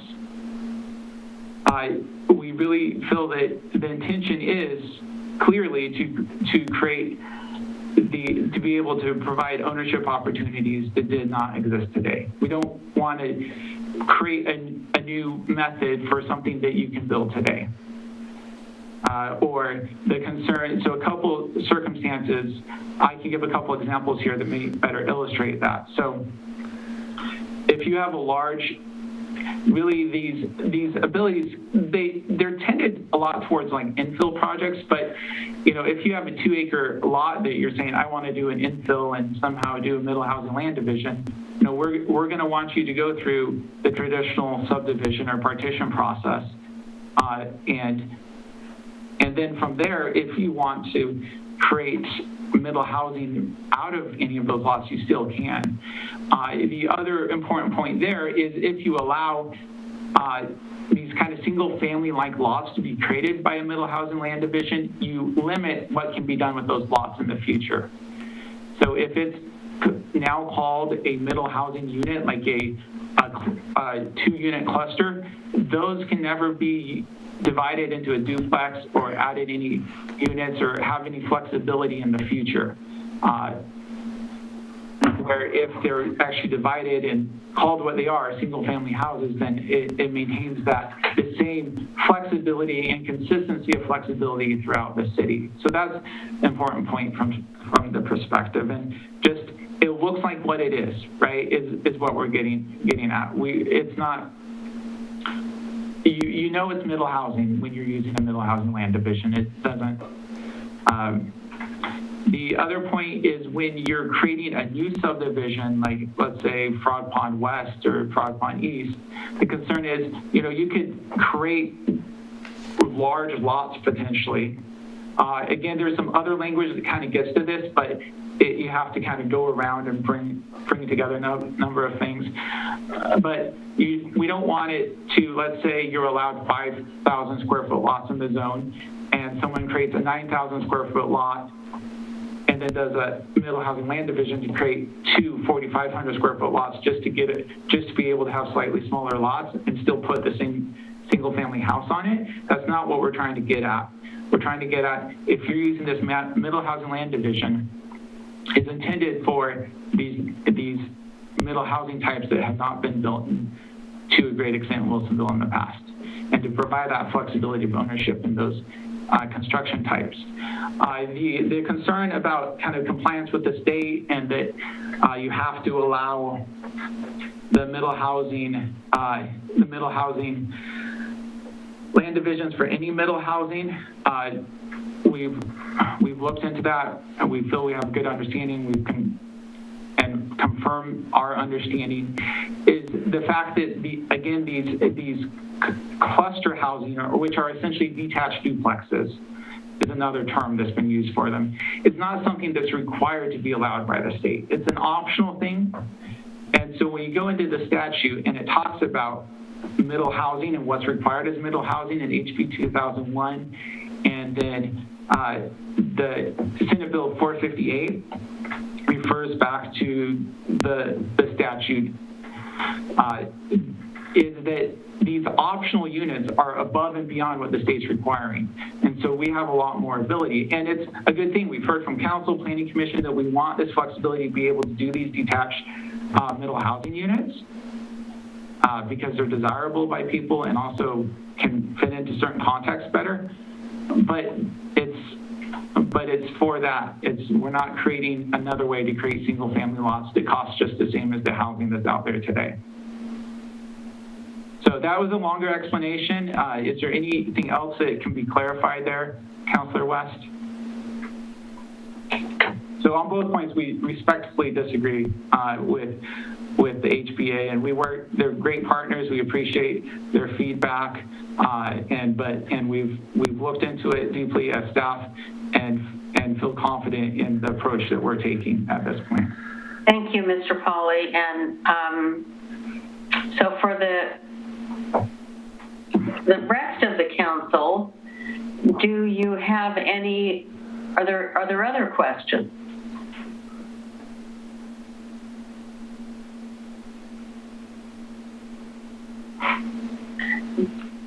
I always try to not miss the questions. I neglected to acknowledge also we have Kate Rogers here with Angelo Planning Group, has been such a huge help, and she has a great knowledge of the state statute and the rules and has been working with a number of jurisdictions on these issues, so she's been a great resource and a great support. So she's available also to answer any questions, or if it's okay, Mayor, allow her to say any words she has. Because sure, I just want to, before we leave this topic also, Kate, just if you have anything to add to the topic Mr. Pauly just covered. Thank you, Mayor. And you're referring specifically to the middle housing land division issue? Right. Just that Dan and I discussed it earlier today, and he wanted to make sure that that we as the consultants shared the same interpretation that staff did regarding the sort of issue of whether these cluster housing units, these detached versions of duplexes, triplexes, and quadplexes, whether they had to kind of meet all of the same requirements that the attached versions do. And I basically agreed with Dan that because the city is kind of going above and beyond the state requirements in that regard, that they are not then subject to all the same requirements related to middle housing land divisions that the attached versions are. So I agree with that interpretation, and I also agree with the approach of how the sort of land units that result from a middle housing land division, how those are defined and described in the code. Thank you. I saw a hand raised by Councilor Linville, I thought. Did you just lower your hand? I did. Okay. So do you have a question? No. Okay, thank you. Council President Ockervall. Thank you. In your response and clarification, you explained that the text and all of our verbiage, which there is much of, was sent to the state for the review. Can you further kind of clarify when in the timeline that happened and what their review, what does that mean, or I guess what is that process? Sure. So, I mean, happy to answer that, Council President Ackerval. So the state does, I mean, and the state has particular interest in this. I mean, the change to code, they get what's called a post-acknowledgement plan amendment notice, and they at least glance at it. But this is particularly where some of the earlier adopters, I know Ben has been in the paper for beating us to it, and other jurisdictions are close, but it's something that they're particularly, and they're staffed up to look at these issues. So when they got our notice, they got a copy of our code just before it went to Planning Commission. So it's substantially the same as went to Planning Commission, no substantial differences. Their housing experts read through it. We met with, had a teleconference with their housing expert staff as well as the regional representative, talk through any questions they had, and in the end they said, okay, we don't have any comments that are going to drive us to submit a comment letter. The other folks that oftentimes we communicate with on this include the housing advocates in the record. It's kind of buried, I believe, now in your record, but Housing Land Advocates and Fair Housing Council of Oregon did look at our standards as well and wrote a letter in support. I just wanted to make sure that we, in the future, as we continue with our housing needs analysis and housing production strategies, that we continue to be proactive and really take what's allowed through this and take it to the next step, is how I'd summarize, put words into their, kind of how I took their letter. We also communicated with 1,000 Friends of Oregon, which is a prominent advocacy group. I know they looked at it.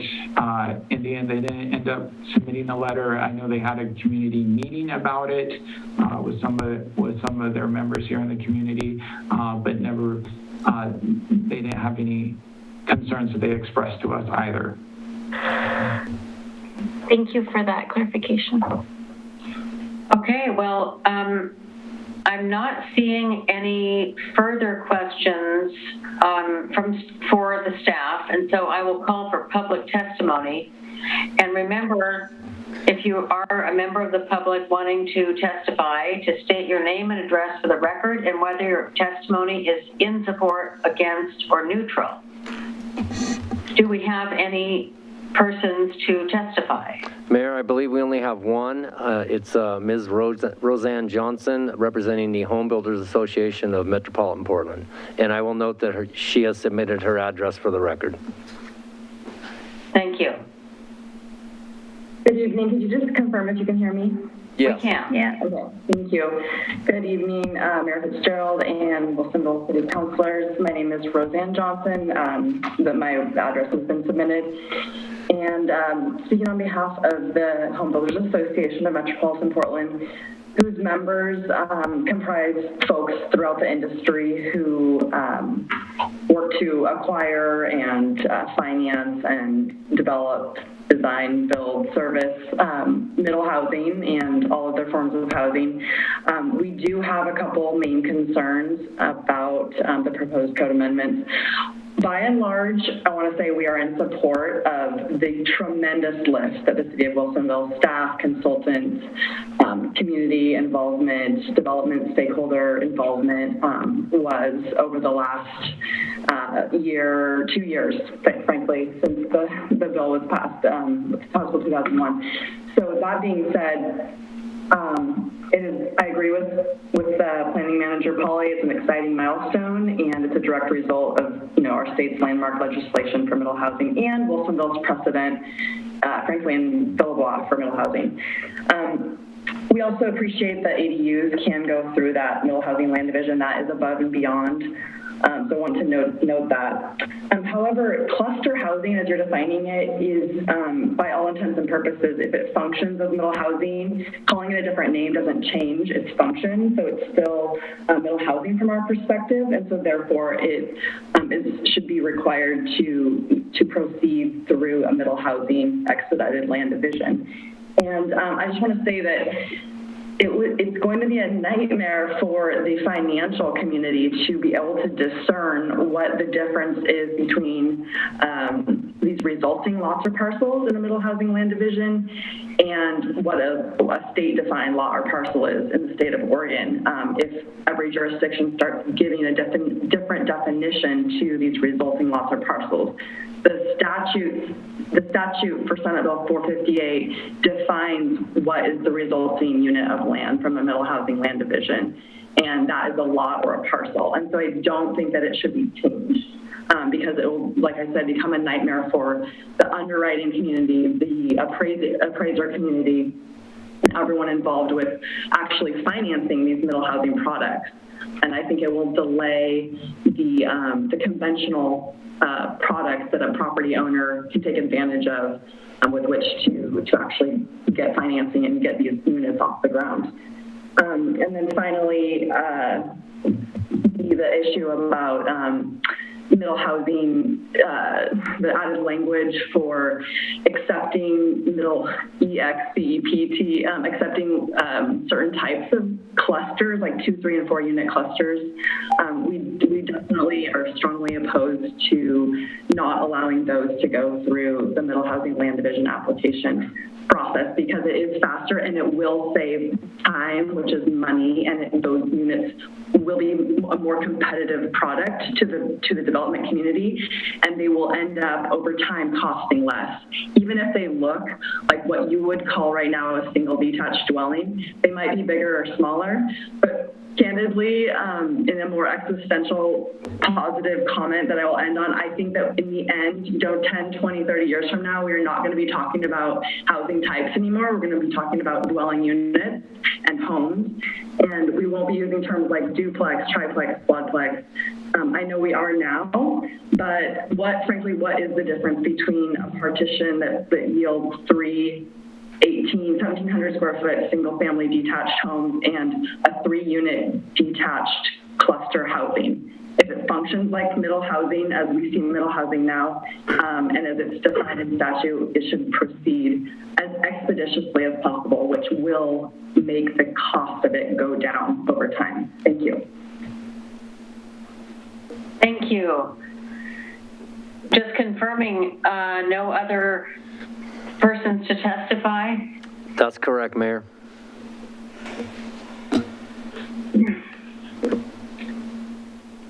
So our testimony is now concluded, and I would like to ask if any members of council have any further questions for staff or any other party who has testified before this public hearing is closed. Councillor Linville. I just would like to ask Mr. Pauly if he would respond to some of the concerns that Ms. Johnson had that relate specifically to the financing components and whether what we're doing with our code actually might preclude lending institutions to easily understand our code in terms of applications that builders or buyers might have. So I'd be interested to hear your response. Sure. I can answer that. So first of all, I mean, I get what Ms. Johnson's saying, and we're sympathetic for that. I mean, we want financing to work. We respectfully disagree with whether we don't truly know if it's going to be an issue at this point. I don't, from my understanding of the industry, I don't think it is for a couple reasons. First of all, we're clear in our code that for most of the purposes they're concerned about, you know, that whether it's a legal lot of record that can be bought and sold that you can provide title for, we're clear in our definition that it is. And that for those purposes under state law that it is. I think our approach actually provides additional clarity if you're an appraiser or an underwriter confirming what the zoning is. If you start monkeying around with these lots and getting crosshairs of what's a lot, what's not a lot, and what standards apply to this new child lot versus what applies to the parent lot, that really creates a lot of confusion as well. So I think erring on the clarity on that side is much safer because they're also going to want to confirm that this product that they haven't seen a lot that they're underwriting is in reality that a city actually allowed that sort of land division to happen. That they're going to want to confirm zoning and setbacks and stuff, and that's a lot clearer with our approach, while at the same time being clear in our code that for property transfer to providing title to a piece of land, that we're clear in our definition that that's what it is.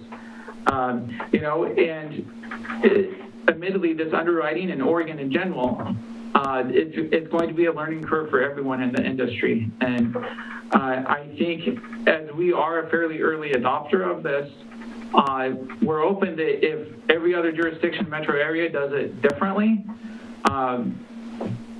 it's an easy thing to fix.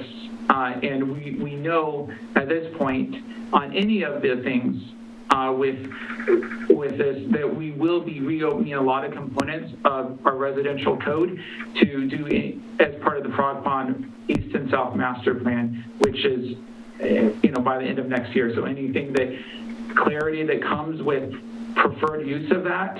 But I'd reiterate at this point that we feel we've talked to everyone, that we have a good understanding of the issues at play here, and that this is the clearest path that provides clarity for all parties involved.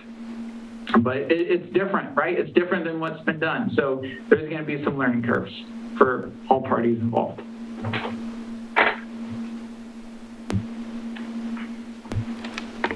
Thank you. I'm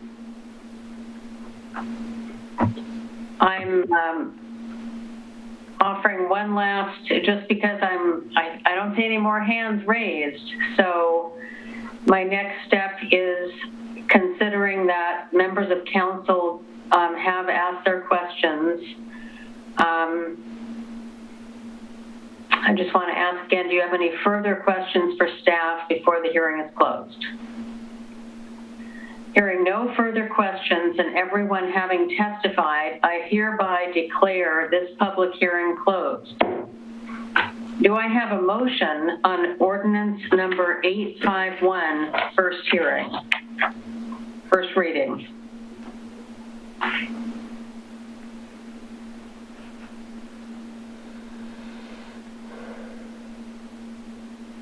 Councilor Linville. Your Honor, I move approval of ordinance number 851 on first reading. Do I have a second? Second. The motion has been moved and seconded. Is there any discussion? Is there any further discussion or remarks by any council member before I call for the vote?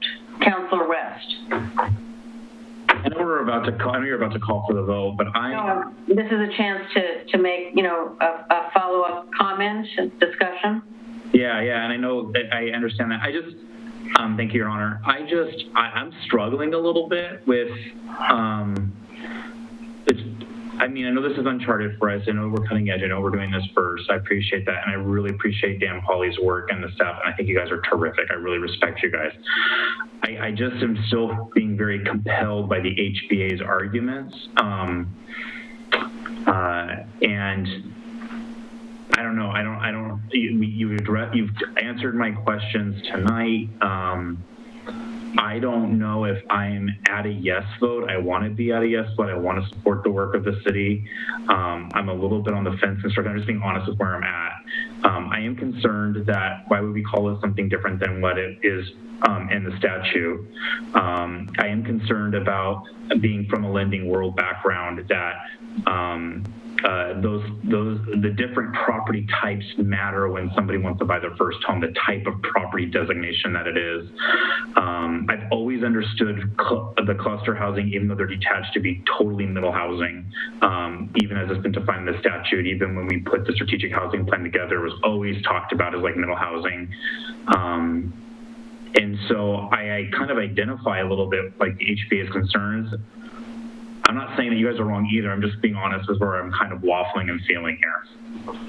So since you've, we're still in the point of discussing here, I want to make sure that we can ask our consultant and our staff if there's any further clarification on the reason. Perhaps you could talk about just the reason that this term, you've said it earlier, but just restate that it is useful for our purposes. And that we think it would, you've already stated you think it's usable, but what is the most useful about it? Why are we doing it? And why? And I also did hear you say that if it's found to be really a problem and that we're out of class in doing this, everyone else is doing something else, there is a remedy. So I guess just recapping why it's so important to the city.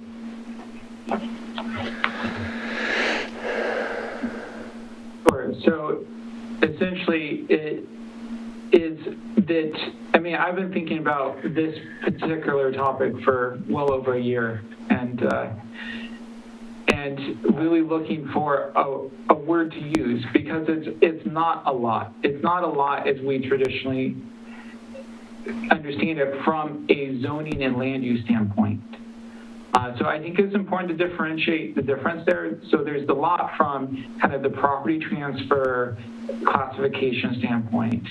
And that really functions that it can be bought, it can be sold, you can have fee simple title or whatever sorts of the different types of title to it.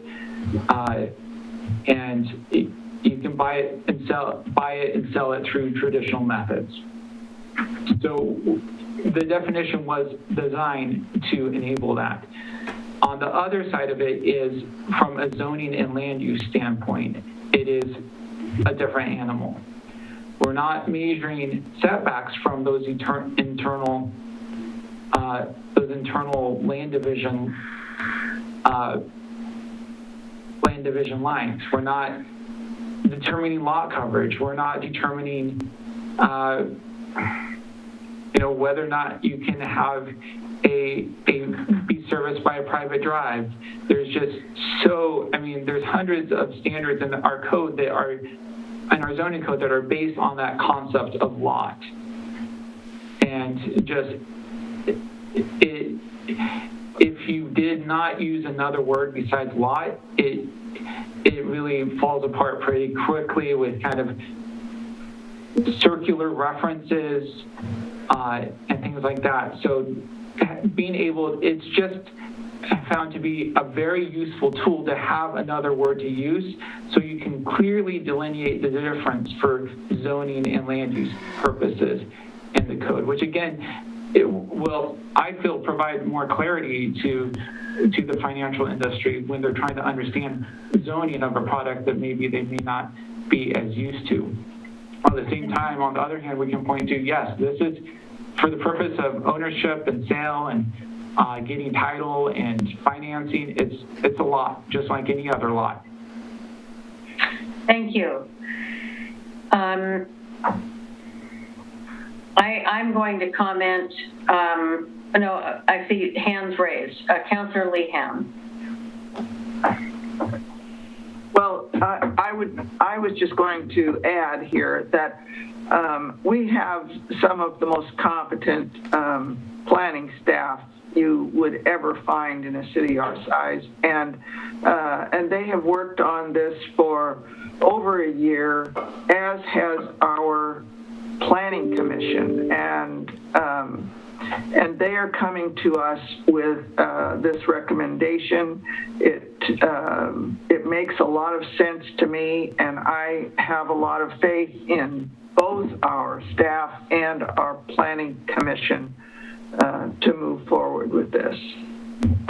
Thank you. Councillor Linville. Well, I just think one of the things that we need to take into consideration is that we already have a code.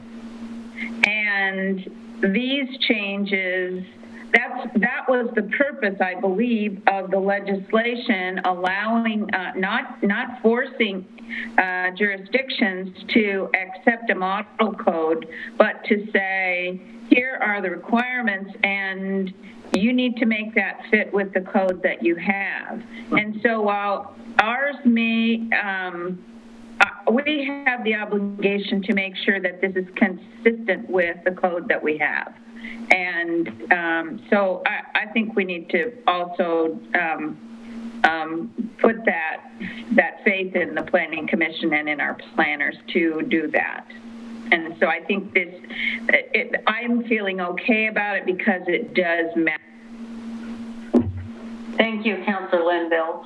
And I would add for my comment that I think Councillor Linville stated that really well, and Lehan as well. I listened to Councillor West's comments and also to the all of the comments from staff and the consultant, and I believe that we have addressed the need. And if, as Mr. Pauly mentioned, in the course of business moving forward, we find there is need for a remedy there, we can make that remedy.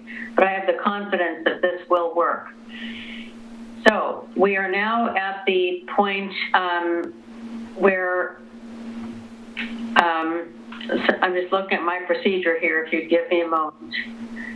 And Mayor, if I may, I just want to, and you may need to amend it, maybe City Attorney Jacobson, is we want to make sure that it's clear that the ordinance would adopt any of the recommended changes from the October 1st memo or the one I mentioned for clarification this evening.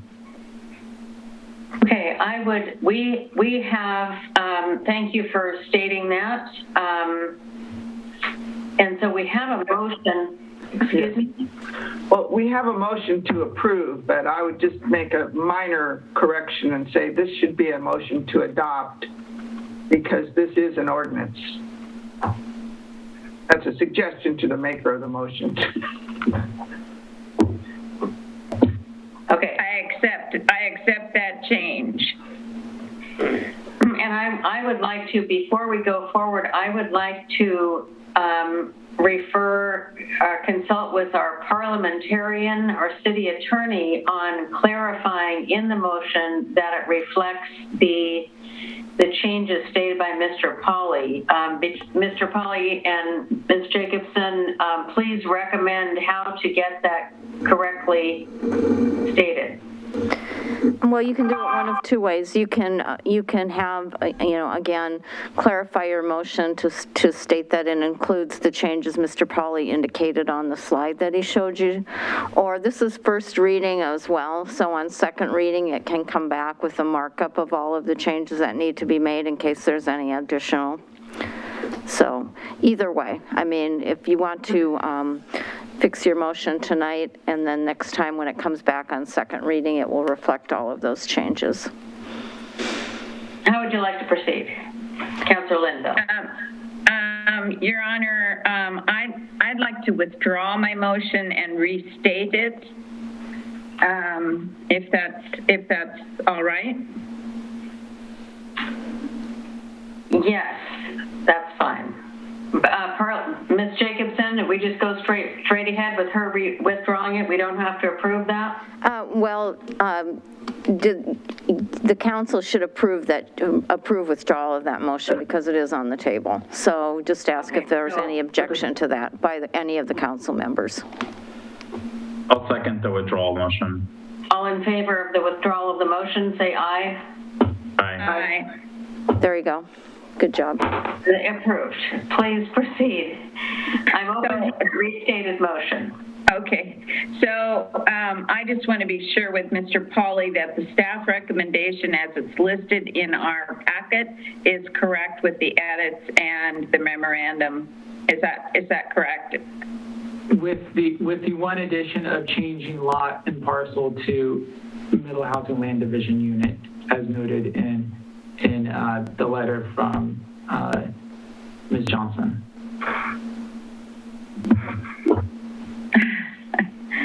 State that one more time for me, please, so I can do that.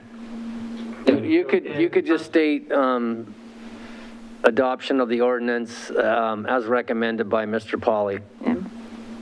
Yes, with the corrections read into the record by Mr. Pauly would do it. And then we'll correct him. We'll correct it for the second reading. So just for clarification from the parliamentarian, the recommended language on the motion is to approve, not to adopt? To adopt? You can use to adopt. Really, this is first reading, so nothing formal happens until second reading. All right. So I would like, Your Honor, I would like to move to adopt ordinance number 851 on first reading with the recommendations that have been read into the record by Mr. Pauly. Do I have a second? The motion been moved and seconded. All in favor, raise your hand and say aye. Aye. Aye. Aye. Any opposed? Abstain? Motion passes 5-0. So, we will now move to ordinance number 852 on first reading. Will the city attorney please read the ordinance? Yes, it's ordinance number 852 on first reading, an ordinance of the City of Wilsonville approving a zone map amendment from public facility zone to the village zone on approximately 1.40 acres in Villebois Village Center, adjacent to the piazza at Villebois to the northeast and northwest. The land is more particularly described as tax lot 2800 and adjacent right-of-way section 15AC, Township 3 South, Range 1 West, Willamette Meridian, Clackamas County, Oregon. Costa Pacific Communities is the applicant. I call to order the public hearing regarding proposed ordinance number 852 on first reading. Do any members of the City Council wish to abstain, declare a conflict of interest, or report any ex parte contact or any information gained outside of the hearing? Have all members familiarized themselves with the application? Does any member of the audience wish to challenge the participation of any member of the City Council?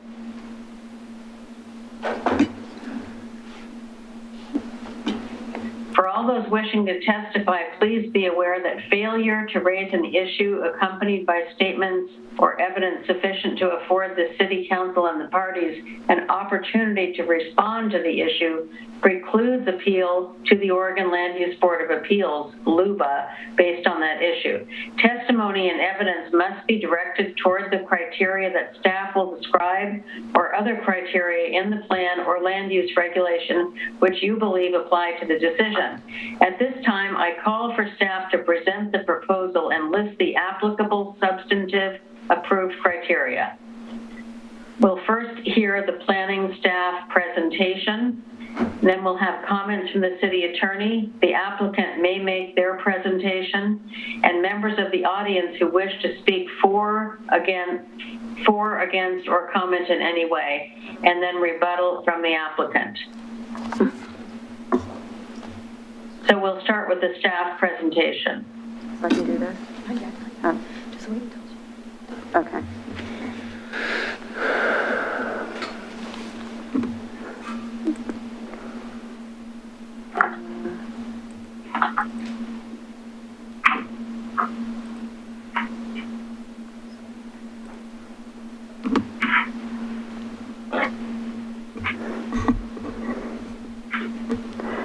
Good evening, Mayor Fitzgerald and councilors. Can you hear me?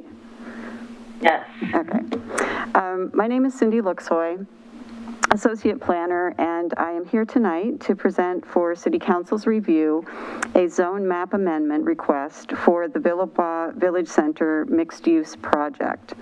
Ordinance number 852 and zoning order DB 21-8. The Villebois Village Center mixed-use project is the final phase of Villebois. It includes 3 mixed-use buildings and a supplemental parking area around the piazza in the village center.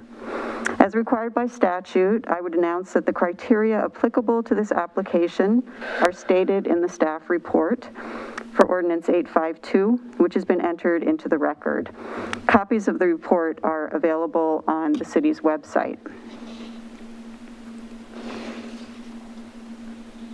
The Villebois Village Center mixed-use project includes lots 12, 73, and 76 within the Villebois Village Center.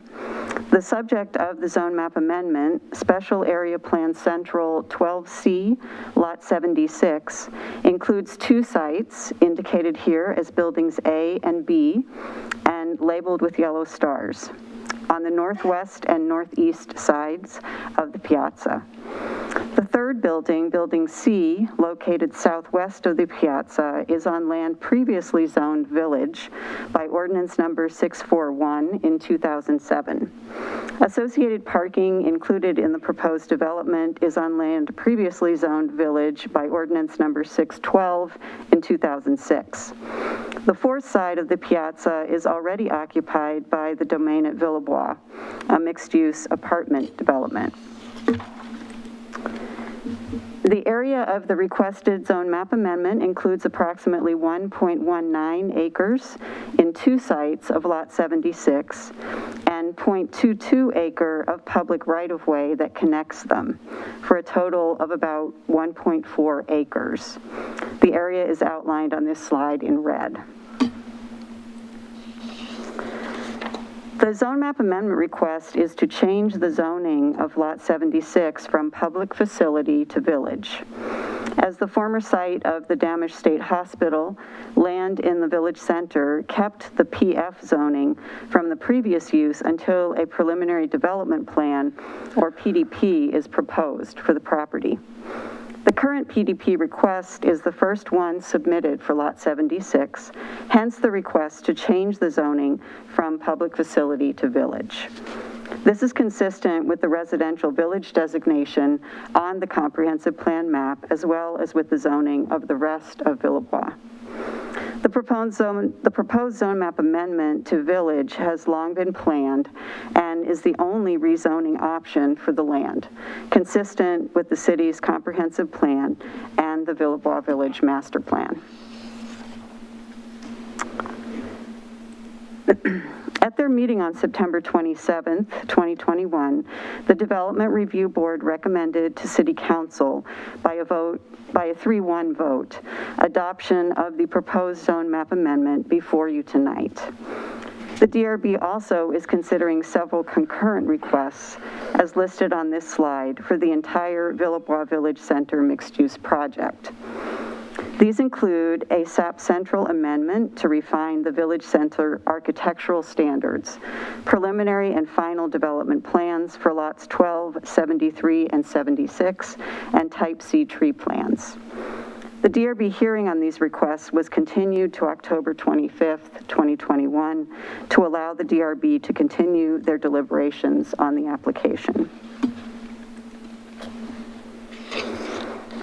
Based on the information presented tonight, staff recommends approval of the zone map amendment request consistent with the comprehensive plan and Villebois Village Master Plan. Since the DRB did not take action on the other requests in the application at their September 27th meeting, Council may want to include a provision for the zone map amendment to expire in 6 months without an approved development plan. This type of provision for the 6-month expiration is standard in Coffee Creek, where the council typically approves zone map amendments prior to development approval. And if I may, on that, Cindy, however, you know, in reality, there's no other zone this could be zoned to, so I think the council's safe just leaving it village, even if nothing happens right now. which is not likely, but I don't see much risk leaving it as just village without an expiration. Thank you, Dan.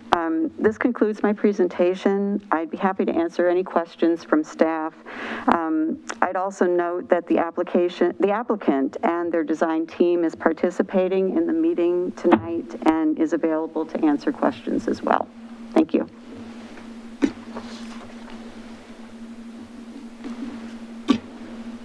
Thank you.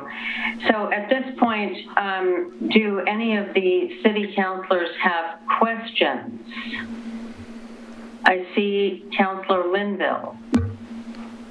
I just want to clarify with Ms. Luxhoy and with Mr. Pauly that the action that the City Council is taking this evening is strictly on zoning and not on the component portions of the project or anything related to the specification or standards that are being applied to the project application. Is that correct? That is correct, Councilor Linville. Say, excuse me, since we're in the question phase, if we could take down the slide sharing, I could see all the councilors at once, please. Okay, great. That just makes it that much easier. Thank you. And I had a question about the village, the difference between, is there a difference in taxation to the landowner on vacant land that is either public facility or village zone? That would be driven by the assessor. It would be an up zone, so there could be a potential. Could be, but it's already a commercial-like zone, essentially. So it might be negligible. Yeah, my guess would be negligible. Okay, look into that later. I know that the reason, you know, this has been zoned public facility since the time it was Damish State Hospital, right? It's been remained in that zone, and now it's this small part of the center of this big development finally coming into this village zone. And a lot of things have happened economically since things started, including the Great Recession and various other things. And so here we are. It really probably various things came along, and now things have picked up, and here we are in this place, and it's ready to be rezoned. So I want to see if any of the city councilors have any other questions, and we can hear from the city attorney. I would note See any other?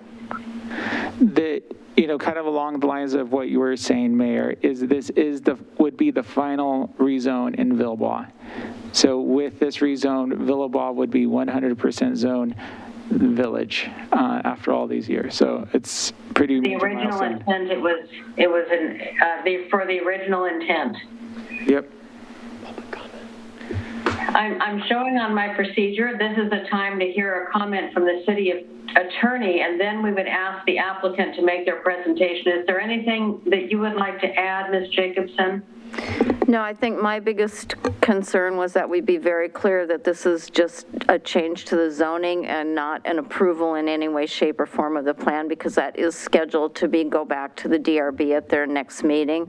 I had asked the same question about the upzoning and the impact on taxes, and was told it would be negligible, and I understand that the applicant is wanting to go forward with the zone change now, even though the development hasn't been approved yet and you know, may or may not be approved at the next DRB meeting. But I believe there are representatives from the applicant available if you'd like to ask them the question directly. And I don't know that there's a lot of presentation to come from the applicant, but certainly you can call on them to see if they approve, if they are agreeing with this zone change.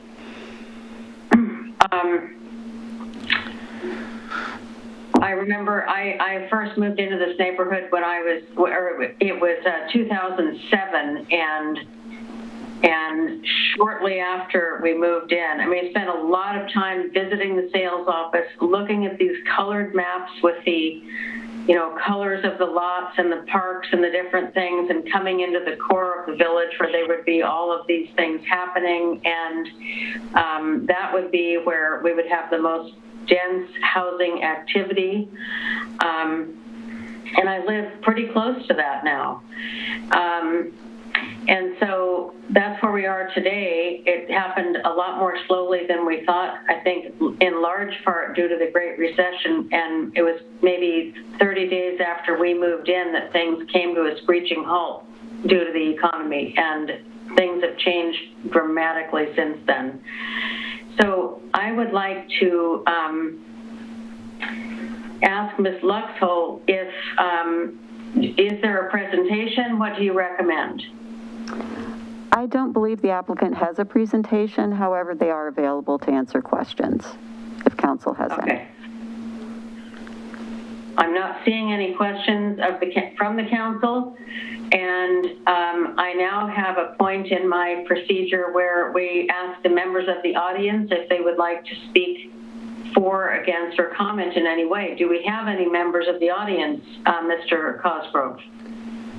We do have one person, Mayor. Two. Mr. Garrett Pryor. Okay. Hi, hello, can you hear me? Yes. I'm Garrett Pryor, resident here in Wilsonville and lover of government meetings, so I'm glad to be here to enjoy you along with us. Yes, I spoke there at the DRB as well, and as we're kind of, you had made reference to, Mayor Fitzgerald, I really see this as sticking to the plan and supporting our center for really the completion of this neighborhood. We need more housing choices for all shapes and sizes. This was identified in our equitable housing strategic plan and really connects to the housing and climate crisis that we have going on now. We really need housing connected where we have services, where we have jobs, where we have the wonderful neighborhoods and the bike trails and this awesome school system to connect to. And I really see that diversity in our housing and our people here as a benefit. I know there's some concerns around the parking that were raised previously, and that's why the parking lot is kind of holding it up now at the DRB. I would honestly love just to see more housing there as well, but we know that was kind of a compromise, it sounded like, from the applicant. So I'll be looking forward as this application comes further along in it, but I just ask you to approve the zoning tonight and keep us on that path. So thank you. Thank you. Is there, I have a next step in my Hey, Mayor? procedure. Yes? We do have one more public comment, Ms. Michelle Sandlin. Okay.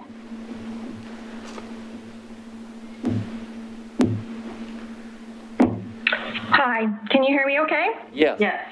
Hi, I'm Michelle Sandlin. I live at 29008 Southwest Villebois Drive. I just wanted to clarify what Mr. Pauly said, that changing the zoning has no impact on whether or not what gets approved as far as what goes in those locations on October 25th, correct?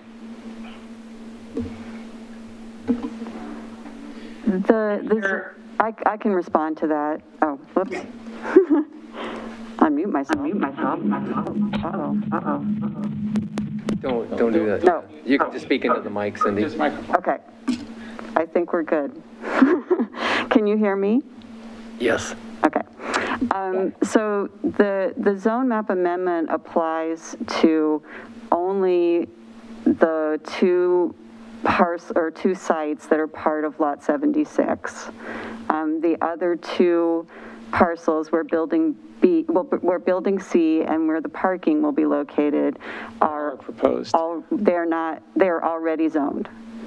So, or is proposed to be located, are already zoned village.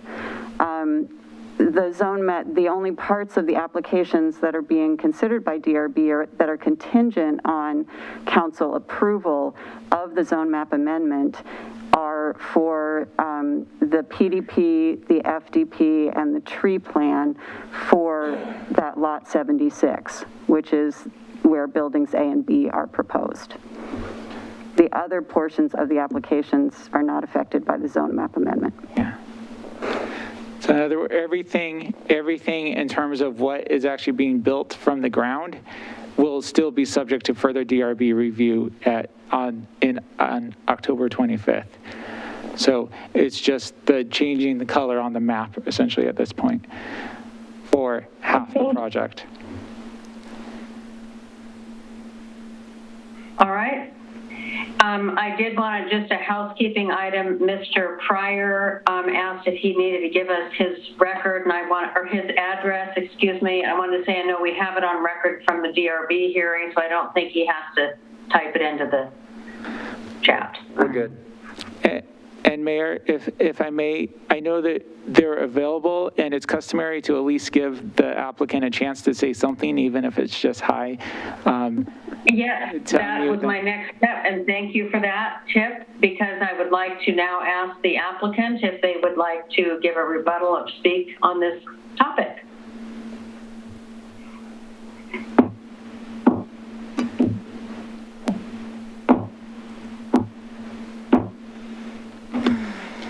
Thank you. I didn't realize I was on here. Stacy Connery with Pacific Community Design, 12564 Southwest Main Street, Tigard, 97223, representing Rudy Cadla with Costa Pacific Communities, the applicant. Just wanted to thank you all for your comments tonight and hearing staff report, and to say that we are in support of you approving the zone map amendment, and we appreciate your time tonight. Happy to answer any questions you may have.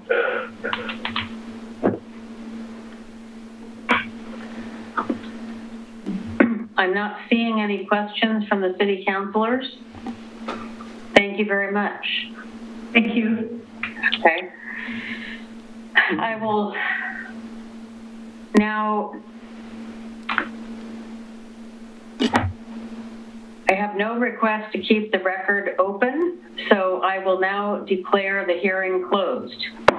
Could I have a motion on the ordinance on first reading? Your Honor, I move. Oh, go. I put it up there.